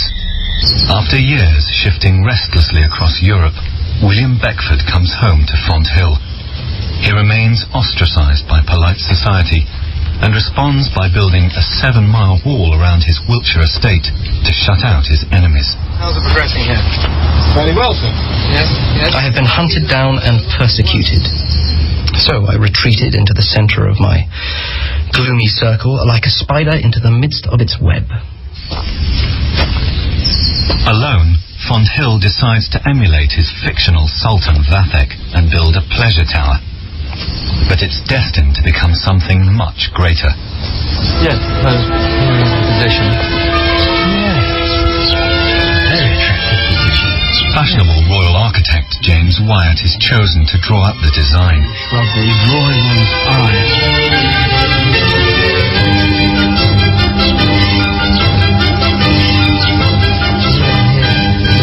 Up the valley. Yes, we are here. The building shall be there. Fonthill turns his back on the classical style of the day in favour of the dramatic detail of medieval religious architecture, known as Gothic. And from those Gothic windows one will be able to look straight down the valley at the lake. He's inspired by his memories of the magnificent monastery of Batala in Portugal and his brief flirtation with Catholicism. With each discussion, the design grows in ambition. I had wanted it to be the most spectacular house in England. Soon the building takes on the shape of a cross, with a nave, transept, and stained glass windows. There is the magnificent oriel window of painted glass.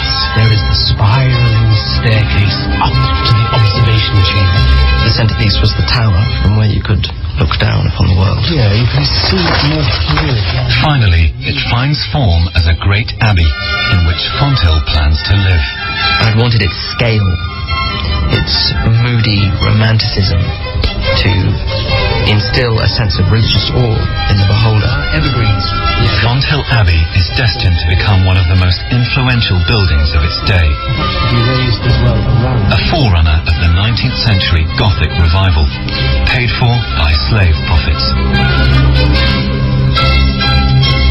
Glorious. Fonthill bribes workmen restoring Windsor Castle to come and build the abbey. Work goes on round the clock, just as in his sugar factories. There were never less than 100 workmen or superintendents at the abbey, sometimes 200, and on one occasion 500. The abbey under construction at night was truly stupendous. There must have been hundreds of workers, some of whom were holding torches, swaying in the darkness, casting shadows high up on the tower and down below into the gulf of darkness. And then you'd hear their voices reverberating in the still of night. They were like voices from hell itself.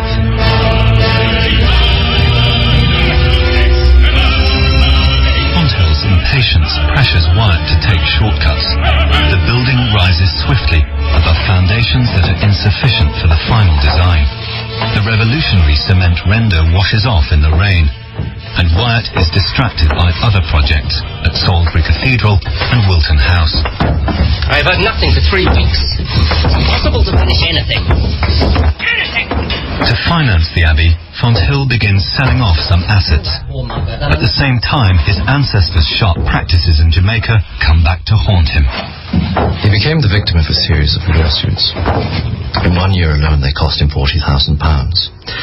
Despite this, he continued to build and furnish the abbey, buying paintings by Raphael, Poussin, Rembrandt, Dürer, Holbein, Rubens, Canaletto, and of course Leonardo. The more Fonthill overstretches himself, the more desperately he builds. Like the planters trying to shore up slavery, Fonthill shores up his monstrous tower. When funds are tight, he turns to Thomas Wildman for help.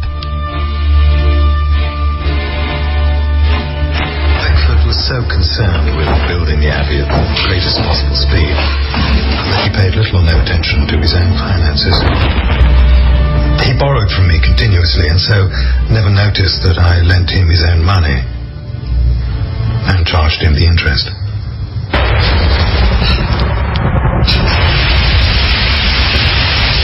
And there's more bad news for the Beckfords. We have hurricane in the West Indies, which can ruin a crop very quickly, and in doing so ruin a planter. For several seasons, the island is hit by terrible storms, the last thing Summerlee needs.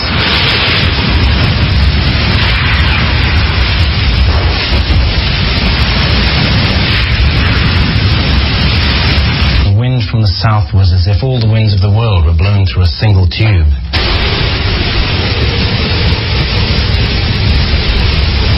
The devastation we experienced was incomparable.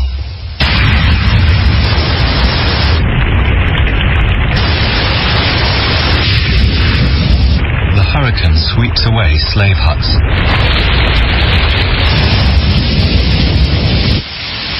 Flattens crops and tosses ships onto the land. Without a crop, Summerlee cannot keep up his interest payments and will lose everything. As the slaves bury their dead, he mourns his own dreams of prosperity.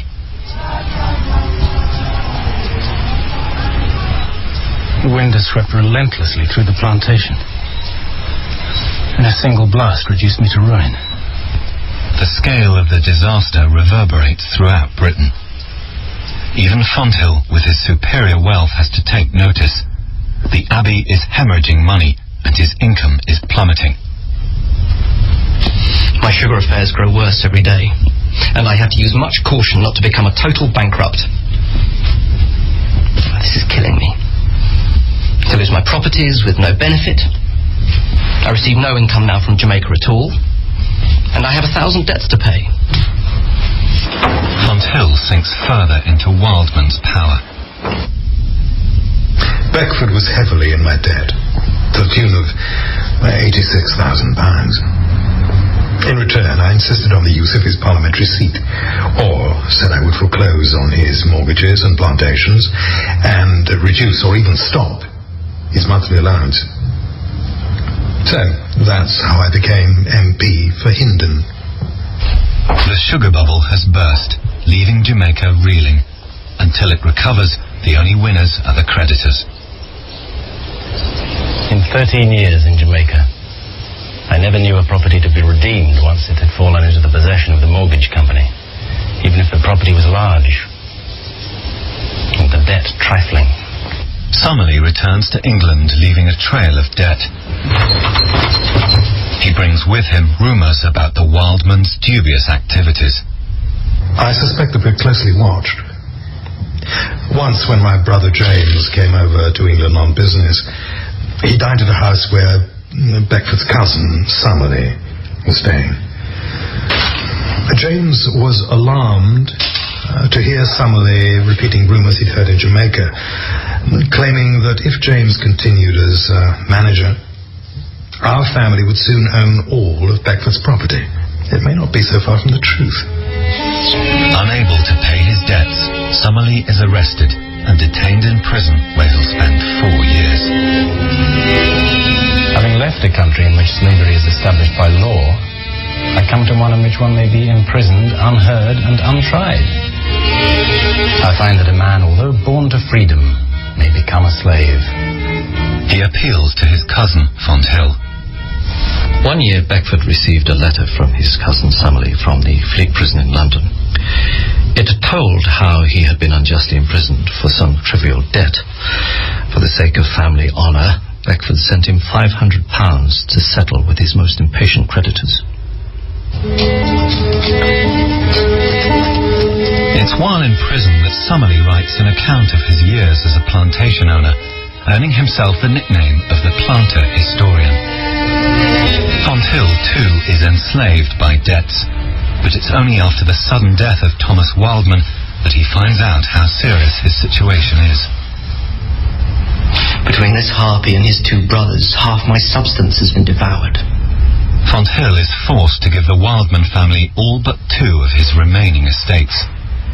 I've known Thomas Wildman since I was a child, and I've always felt a strong sense of gratitude towards him for the fatherly affection that he showed towards me, and the brilliant way in which he dealt with my affairs, so you can imagine how betrayed I feel. In desperation, Fonthill sells off many of his other assets so that he can finish the abbey once and for all. Oh, I am beginning to curse this abbey. After a month, I hope to be free from this cancer. It's destroying me.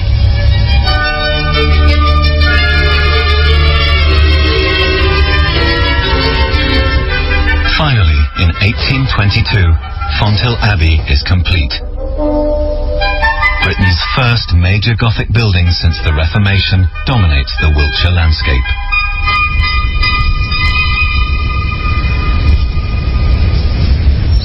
Despite the public excitement it generates, no one dares to visit its scandalous owner, and few are invited. Fonthill rattles around his drafty mausoleum, attended by a few staff and a dwarf called Piero. One rare visitor is Sir Richard Hoare from the neighbouring estate at Stour Head. He's given permission to describe the abbey for his history of Wiltshire, but he calls when he thinks the controversial owner is away. His guide is Piero, who's employed to make the abbey look even bigger. Sir Richard, though, pays for his day at Fonthill. He's castigated by society for talking to such a man. In keeping with the times, it's Fonthill's homosexuality, not his ownership of slaves, that causes offence, even years after the scandal. Oh, I don't give a farthing about the buzz of gossip. The slander in the world's newspapers? Well, it amuses me rather than alarms me. And I toss libelous letters from unknown correspondents into the fire, unopened. Fonthill has other worries these days. After 18 years' work on the abbey, he must sell it to avoid bankruptcy. The rule of the Sultan of Fonthill is at an end.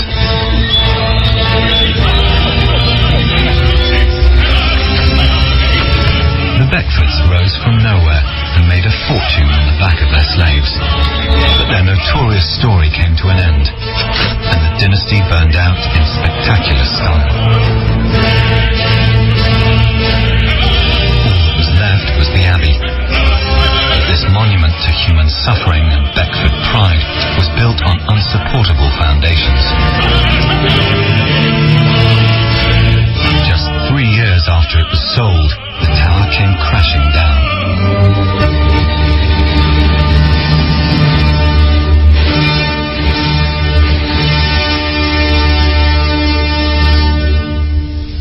The tower falling was an unfortunate accident, but it purged me of Fonthill Abbey.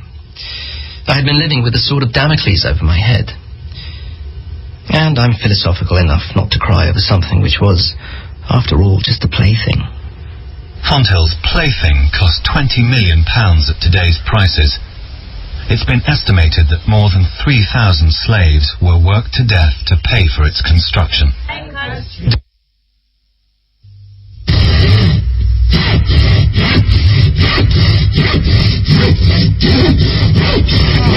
Promotion presents Red Stripe Buckets, 12 to 12 at 50 Liquor Store, Trinity Port Maria. A documentary called Beckford, Slavery in Jamaica.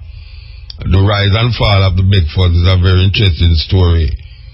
You know what I mean? A very, very interesting story. And there are many more stories like that coming out of Jamaica. But as we say, we are very glad that the English is recording the history out that what they did outside of England.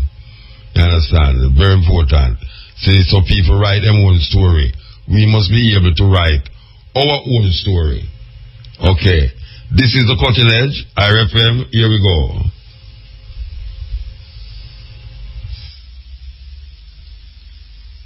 Me come to tell a message and me want to know for listener. Every other day another juvie gone a prisoner, and every single day another life missing. Man a molest baby before the baby even christener. Shine the nine, make it glisten that the youths them a say. We future look dark, we future look grey. Gunshot the back, day after day go on the knees and pray, because the worst is yet to come. Talk for your rights and stop act like you dumb.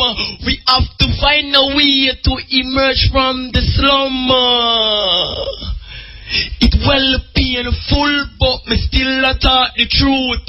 Most crimes are committed by teenage youth. Enough girls want money, so go turn prostitutes, and it no pretty, it no cute. No! It no pretty, it no cute. But living can be good, living can be bad, living can make you happy and living can make you sad, living can make you sane, living can make you mad, but it all depends on which road you tread. Living can be good, living can be bad, living can make you happy and living can make you sad, living can make you sane, living can make you mad, but it all depends on which road they trod. Jamaica stay so now. Then what go happen tomorrow? I just be a grief, full up a be a sorrow. Man, I take it for hobby, for lick another man marrow. People try the best out of life, even though the chance is narrow. And if this is a lie, feel free to tell me. The world we're living in is full of greed, hate, and envy. Jah is the only person I see that can help me. Yo, better believe it. Me sending a message and me want to know receive it. You see the badness, me I beg you that you leave it. But living can be good, living can be bad, living can make you happy and living can make you sad, living can make you sane, living can make you mad, but it all depends on which road you tread. Living can be good, living can be bad, living can make you happy and living can make you sad, living can make you sane, living can make you mad, but it all depends on which road you trod. Hold on.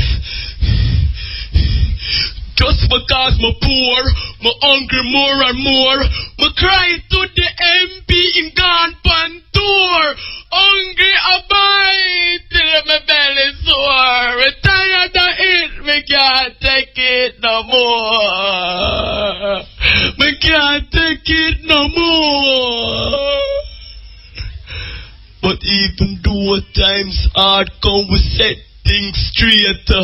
No lose hope, just go and keep the faith. Quash the war and extinguish the hate. Them things that make our country now elevate. Don't allow politics to make we separate.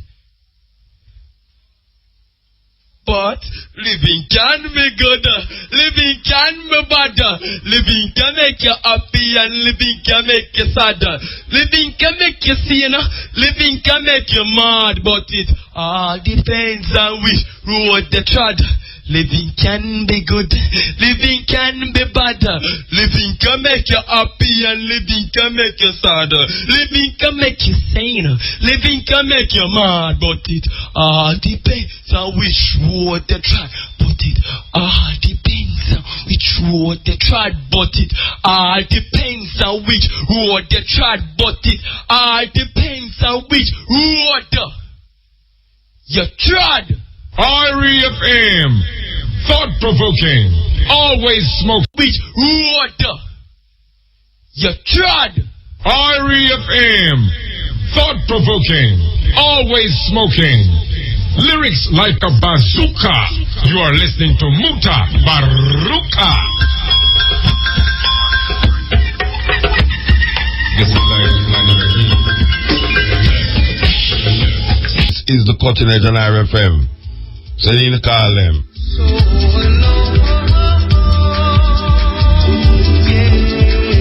I don't know what kind of love. So when Dennis Brown sing it all, I wonder what kind of love him I look for when him say money in his pocket and him can't get no love. Listen to the words of this song, yeah. Listen to the words.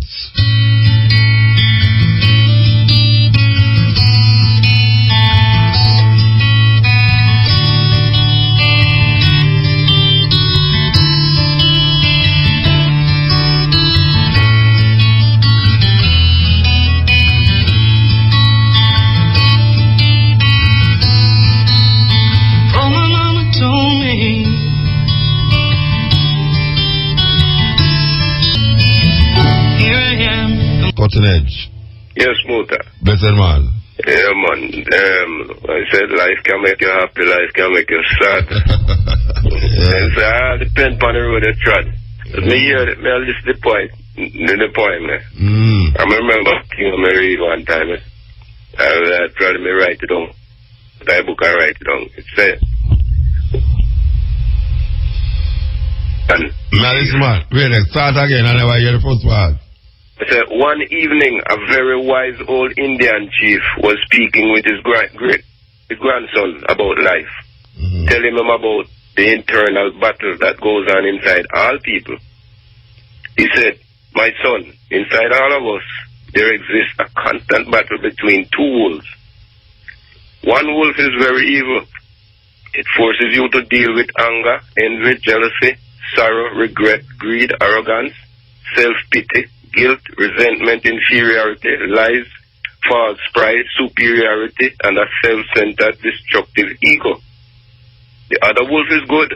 It helps you to experience joy, peace, love, hope, serenity, humility, kindness, benevolence, empathy, generosity, truth, compassion, faith, self-respect, and to develop a giving, constructive ego. Grandson thought about it for and then asked his grandfather, so which wolf wins? And the wise old Indian chief replied, my son, it.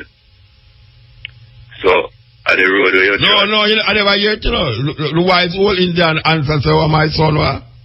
Him said, the one you feed, the one you feed, I win. Oh, the one where you feed, I win. Okay, all right, yeah, man. So, the road where you trod. Yes, definitely. Definitely. And me understand. All that you have in your world. Yes, man. Give thanks, brethren. Yes, man, and keep up the good work. All right.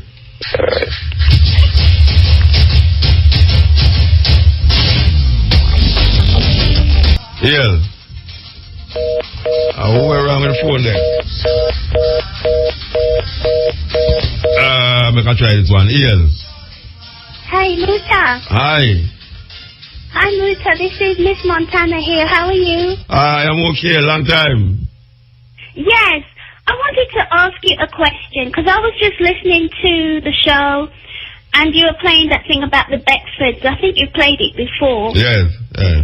And you were mentioning about the lynching, you know, somebody saw someone's underwear on the line, Yes, you know. yes, yes.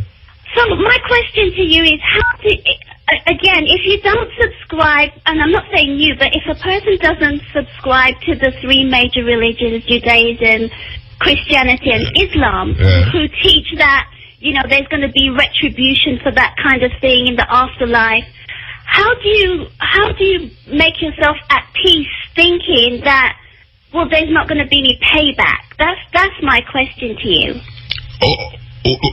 The payback? Well, you know, people suffer from atrocities. People get murdered, yes. And you feel that the person. Yeah, they console themselves with religion, because religion says, okay, this person's going to get paid back for what happened to them. Yes, yes. There's going to be, you know, some sort of reward. So if you don't subscribe to that mindset or worldview, how do you, as an individual, reconcile yourself and be at peace knowing that that's happened and, you know, that's it? Do you follow what I'm saying? Yeah, I understand. All right, because if I get what you're saying clearly, you're saying that if somebody does somebody wrong, yes, the person who the wrong was done, the person who the wrong was done to, yes. How do you console yourself if the person who did the wrong to you, nothing happened to them? Yes, there's no retribution, there's no reparation, there's no, you know, there's no payback, meaning that they don't, you know, like the Eastern religion. Yeah, like a man, well, I believe in the karma thing still, you know. But do you believe in the karma here and now? Yes. Okay, so you don't believe in I don't know about other time. I can't say I believe in it, but I don't know of that. I don't know of it. I mean, I can't believe anything, but I'm not banking my present life on something that when you're dead and come back, that karma will reach you. You're going to pay for it after you die. You know, I don't accept that. Because I think that's why we, and I include myself, subscribe to religion, because that's part of the consolation. Yes. Knowing that, you know, you're going to get paid back, you know, because when I heard you talk about this lynching for just seeing something by accident, I mean, that person lost his life for just looking at something. Well, no. And so there's no... Well, we can see what is happening right now in these wars, where men believe that it become martyrs for Allah. For the virgins, yes. They will get virgins when they reach in heaven. You know, so you can't say, oh, people actually live and die for that thinking. Yes. You know, they console themselves in that thinking, you know. Yeah, but what if you're not an Islamic, you know, extremist, so to speak, that you don't subscribe to that? How do you make yourself at peace if you don't believe in retribution or payback or redress? Do you understand? It's hard. Yes, it's hard knowing that you suffer and that there's no... Okay, for the person who makes you suffer. Don't get a reward. Yes. For the person who makes you suffer, yes. Yeah, so how do you... I just say... all right, I don't want to say I have to console myself in feeling that somebody must pay for it, or that when I die, or when that person dead, they have to come again and pay for it. It's something where happen. It's like, for instance, somebody steal your money, and them steal your money, and you say, well, it's just something that happen in life, and you just make it go on, you know.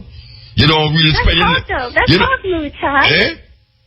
That's a very hard... Yeah, but you're not going to spend your life trying to figure out if somebody can't go and lick him down or something, you know, you're not going to figure No, I know, you don't spend your life dwelling on it because you can become bitter, but it's very hard. I mean, what I'm saying, it's a very high spiritual thing to think, okay, this person's done this thing, I can just let it go. Most of us let it go still. Most of us let it go. It's just people who is in a religious perspective feel that retribution must follow the person even and after death. Most religious people believe that. But you have things that... So so much. But even if you don't believe this after death, even now, because even now, just like how we're asking for reparations yes. from, we're looking for, we want we want compensation for what has happened, and so that's a natural thing to want that. Yes. If somebody harms you, isn't it? Yeah, but you're not asking for reparation from the people who actually did the action. You're asking for reparation from people who benefited from the action. You see, so it's a different thing from saying the person who did the slavery, like Mr. Beckford now, him going to come back and have to pay for what he did. As opposed to saying the generations of Mr. Beckford who is profiting off it must pay. Okay. You know, I don't want to sit and believe that if it don't catch him now, in the next life it's going to catch him. Okay. It's like a Christian say, when he dies, in all the bad that he does, if he just turn himself onto the Jesus Christ, things will change in the next life. So he will get his reward in the next life. Right. That is a good hope. You are hoping that is good, but I don't know if it get anywhere. You know, I don't know if it get anywhere more than console you. It's like, all right, somebody die, and you cry for that somebody, but it's somebody who is dead has been relieved of suffering and pain. It is the living that is in the problem with the person who died, not the person who died itself. You understand? It's a tough thing. It's something of course it's tough. It's tough, of course. It's tough. It's tough. Okay. That is why people turn to religion. Yes, religion. Yes. Yeah, because religion kind of gives you sometimes a sense of hope. Most of the time, a false sense of hope. Right. Most of the time. So hope. The Bible says faith is the substance of things hoped for and the evidence of things not seen. So people hold on that. Yes. Until they die. Mm-hmm. Yeah, so you have to find something in this life will give you strength even at the weirdest corner, at the weirdest situation. You have to find something in this life. Okay. Yes. Okay. I'm glad to hear from you again, though. Yes, I appreciate your show, and I'm on YouTube, and I'm spreading the word about Mutabaruka. So you're on YouTube? You're on YouTube? Well, they have different shows, and they have these black consciousness movements, and I talk about Mutabaruka. You need to listen to him because blah blah, So. Yes. That's nice. All right, Muta. That's nice. Yeah, take care. Okay. Bye. All right. Bye. Oh gosh, man, that little sister there. Every time she call, I feel like I'm doing something right. Believe you me. When you hear a little sister like that, I mean, not even a little sister, but her voice is so cute, I must say. Okay, here goes. Here, Muta. Blessed man. Well, a long time I don't really give a shout up still, man. All right, sir. I come take in the nigga with the ganja fest. Yeah? And I tell her, man, I sit down out on a van out on the roadside. Yeah, the way never come in. Because I ain't too plan to come in still. Okay, all right. But I play some wicked, not really wicked, some good ganja tunes still. Okay. Right on the roadside on there, and I tell you. Yes. You hear them from out there. You hear them from the shockwave outside there.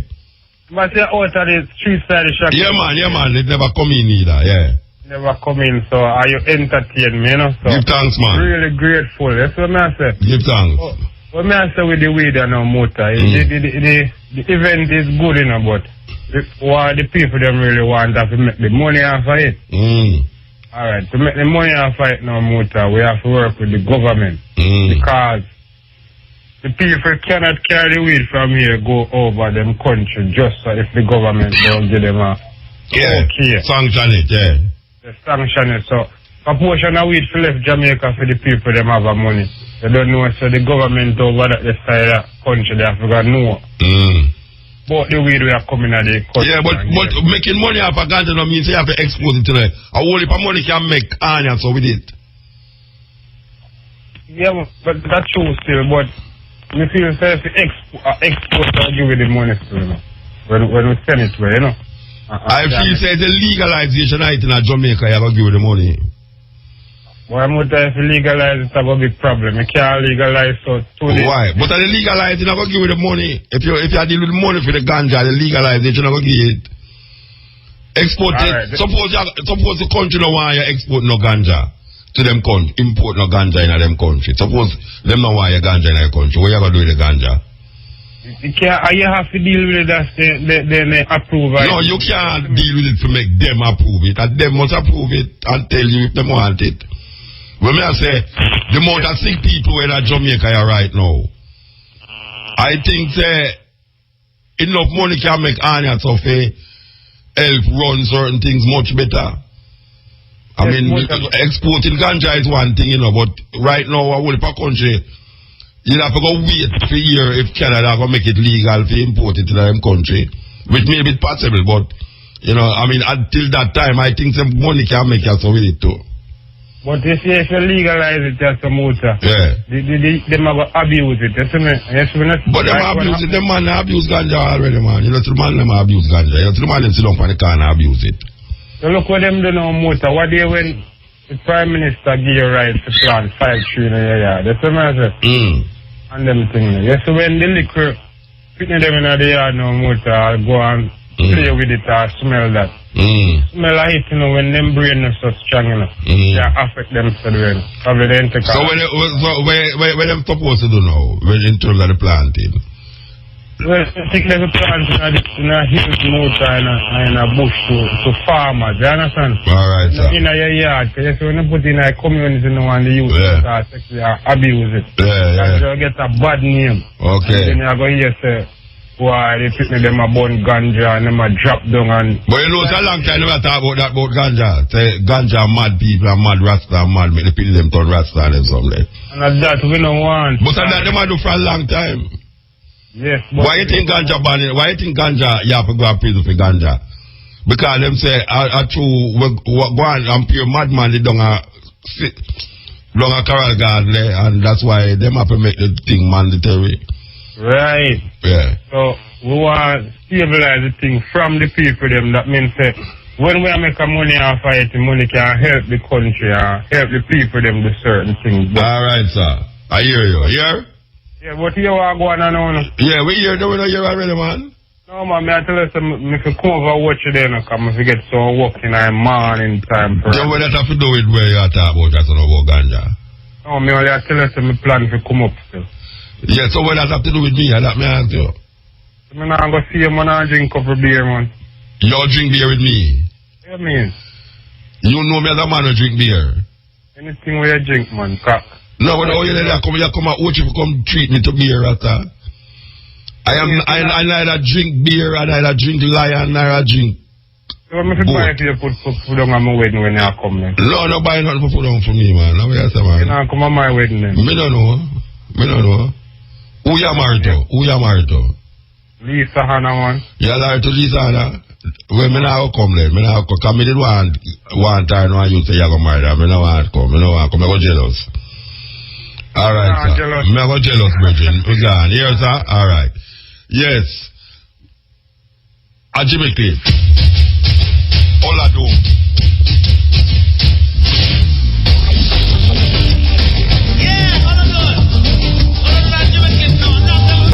Blessed man. The virgin doesn't know when you say about the youth, them are going to smell it like smell the ganja. It means smell the peppermint, smell everything.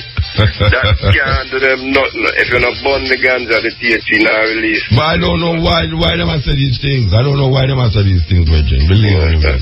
I don't know how smelling a ganja go get you mad. You know, I don't know. Why them have said this thing? And I guess you might want them to realize that I know I'm going to smoke, ganja can make money, your clothes can make, your paper can make, you have all kind of things. Look here. Money can make by ganja, even if you don't export it. Yeah. Even if you don't export ganja, money right at all, you can make enough money on it to change around the economy. Right at all. But I don't know how America will run ganja. Canada not try to get $38 billion out of ganja probably about a year or two ago, and then Uruguay them go. Uruguay. Yeah. So, you know, it's there. Yeah. You understand me? And Jamaican are always find a way to get through. But I don't know why, even a brother they know, even when they attack like him attack for ganja, why would I want to say the people them about smell it and get away? You know what I mean? Like that me say it like say I want them got the misconception. Well, him say stand up outside and never come in and something, so. Alright, sir. Maybe that's why the outside kind of want to smell. Yeah, no want to smell get him and get him mad. I can't get one because story about some Jamaican. Yeah, man, what you mean, man? Then you are giving the story, man. I brethren Rick Miller one over there. They're like 3 Jamaican that foreign somewhere. I'm over England that way. And them out the train with 3 of them foreign brethren them. So the 3 foreign man them buy the 3 tickets. Jamaican them go buy 1 ticket. Foreigner said them Jamaican, you know, so them run off 2.5 by train. Man, I say, man, just go, just watch the ride, watch the lick. And then we go on the train with 3 Jamaican just a bomb and hole when I lay at the bathroom, them tie it on the train. 3 of them go inside there, so when the conductor come on and see light and say somebody is occupied, so you just knock on the door and say, tickets please, and just push out the 1 ticket. Conductor take that and gone. So when them don't know and conductor gone next car, them just come out and go hold a seat, hold them 3 seats and sit down. So they find them say, what? So when them on the return journey now, find them say, oh, we have to do that thing like Jamaican them, so them go to bop and buy 1 ticket with 3 of them. 3 Jamaican no buy no ticket. Find them say, then Jamaican do well and get run off a train. Say, that's watch the right, man, you know, that's not real. Then go on the train, the 3 find them go hold. Below where you go come with it. 3 find them hold a toilet. Well, Jamaican just go down and knock on the door, the ticket please, and then push out the ticket, Jamaican just take you on the train and go over the next time. Look at that joke over there now. We do that joke over there now. You must have brother mash me up now. No, we do that joke over there, Jamaican take the ticket and go over there. Not for the right time. But that's what Jamaica, we think of, well, I don't know, so we must survive. Yeah, man, of course. That's what I say. I have a whole heap more joke with them things about Jamaican Englishman, but I don't talk about them joke upon the radio. Yeah, anyway, give thanks. You know, sometimes I just have to use the anecdote and to say I lie. Yeah, give thanks. All right.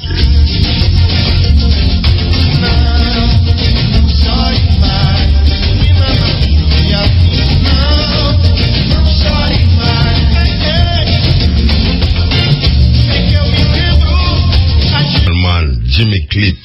Okay. Here we go, you know. Here we go. You know, someone want to play some merengue tune. I can take a card. Yes. Yeah. Mota. Blessed man. Oh, go on. Continue. So, yeah. But there's a car for burn a small fire still in a motor car. Might make it burn me. Might make it burn me. No, not that. Yeah, because I have enough water in here and the rain fall like wow. Okay. Oh, for real? Yeah, I call from Texas. Okay.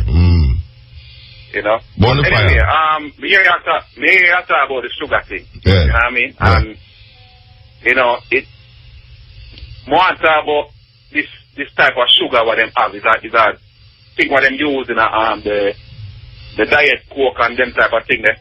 You know, people might think it lose weight, but the Splendor kind of thing. It's really not. Okay? It's a kind of Splendor kind of thing them put in the coke them. Yeah, the Splendor, yeah. But here you mentioned the Splendor, and the main ingredient in the Splendor now is one thing what them call aspartame. I don't know how to pronounce it. Aspartame or aspartame. I don't know exactly how to pronounce it, but that's the main ingredient. But why it is a thing where it's fool your body now into storing fat. It's what I'm saying, and that causes diabetes. Yeah. Right? Not only that, it can cause cancer as well. Yes. It's what I'm saying. And how they make it now is a GMO food. I don't know if you know what GMO means, genetically modified organism. You know what I mean? So you ask me don't know if you know what GMO mean. You know, so I should have locked you up for ask me that. Yeah. I should have locked you up in a virgin. No, I should have come and take that come lock you up, you know. Yeah. My fault, Musa, my fault. Yeah. Right? But what may I say, you know, for those who don't know that. Yeah. But what they do is a bacteria named E. coli, then engineered at the lab so that it defecates. Yes. Right? Yes. So the feces from the bacteria then use it to make the aspartame. Aspartame, whatever it means. Right? So, you know, for the people who love buy the diet drinks them and use the Splendor and them thing there, it's no good. Right? I think Jamaica should have known that. Yeah. You know what I mean? Of course. So, you know, so tell me something now. You not Texas, they don't use none of that. No, I don't drink diet, I don't drink light, I don't drink nothing like that. I don't use none of them low fat, none of them things.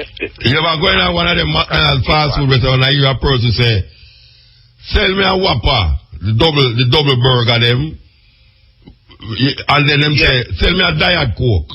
It's a joke. You know, after you don't eat the Whopper, like them want a Whopper.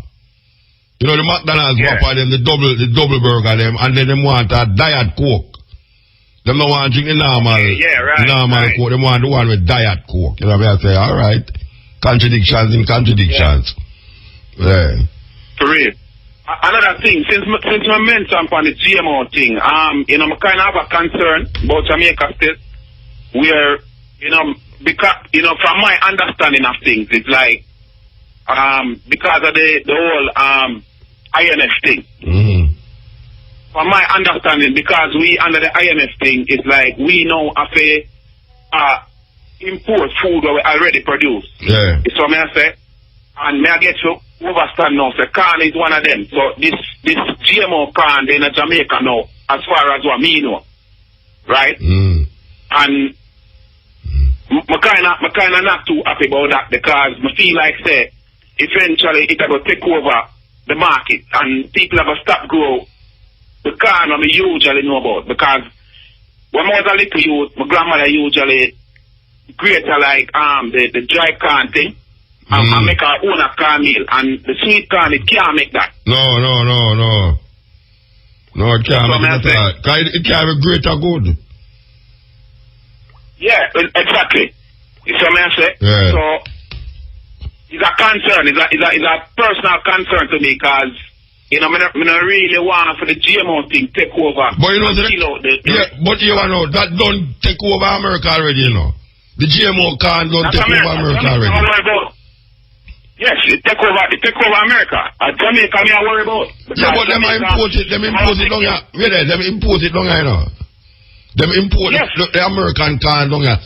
American corn, American soya, American wheat. Them treating the soya, corn and wheat is the main GMO product them. And all of them there down here. From America. All of them there. And to be honest, Muta, I eat that, you know. Yeah. I eat that. I don't believe so to even have them things in our body, you know. Well, me 9-10 it, you think I'm going to eat, you eat it, me eat 9-10 it.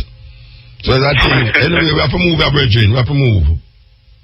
Alright, respect Musa. Yeah. Black Friday weekend is at Courts and Courts Optical, November 26th to November 29. Up to 60% off. Tablets, $6,499. 32-inch LED TV. Get some meringue. I hope people don't know any meringue.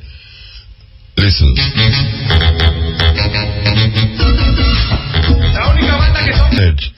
Hi, Muta. Blessed. Good night. Good night. Long time, I don't call in. I gave it for St. Thomas, but remember her? Well, if a woman from St. Thomas, I don't know which one of them is. The one who used to walk barefoot like you, man. Okay. I used to call Dr. Sangali. Alright. One to Dr. Sangali. A long time I don't hear from about her. I know that she get a stroke all the time, but I don't hear from her again. Anyhow, that man they were calling like a while. I tell about him I want to be a beer. All my invited to beer. He say, I want beer for him, and I try to say, more my to Lisa. I don't know. My invited about beer. Anyhow, You don't want to ask Muta what happened to the hospital, then what's going on.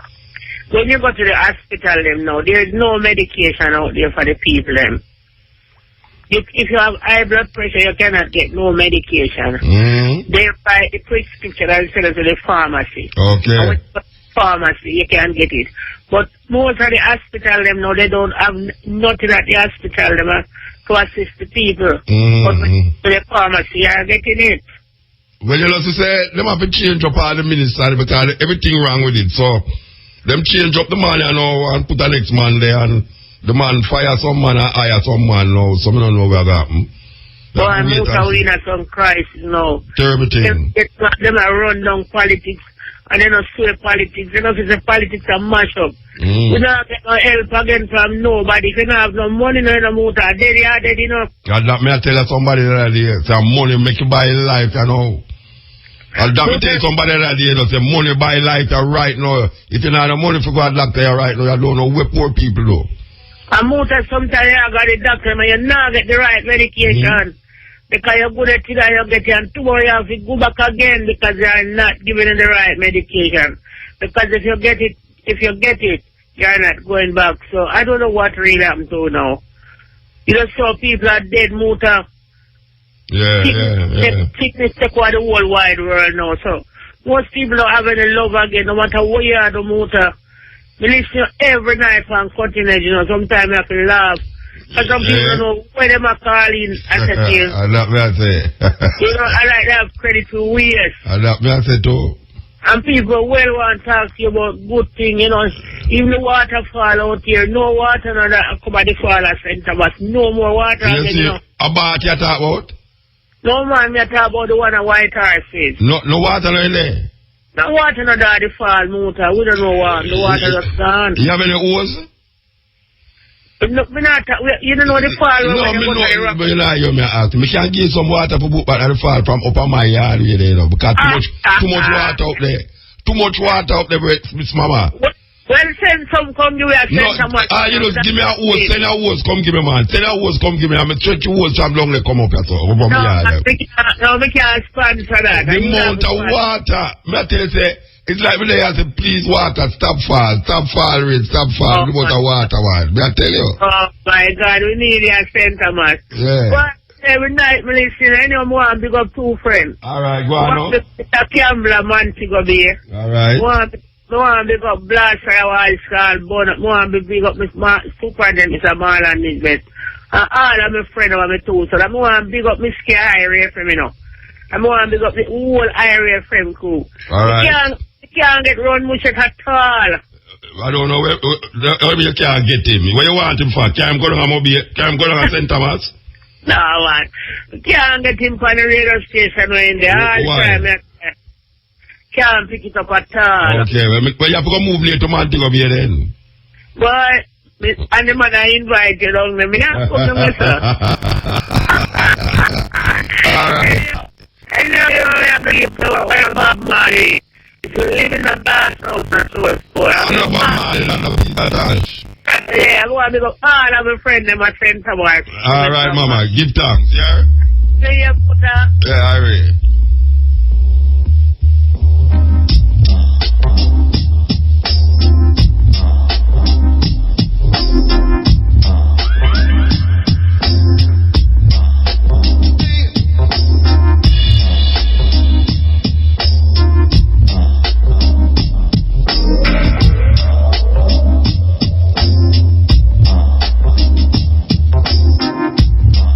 Things for all dead people body too.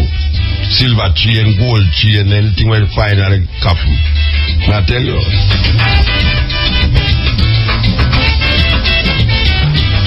Nice. And when you don't cook, the man who have the right and he's going to take your meat out time rice. Big scamming.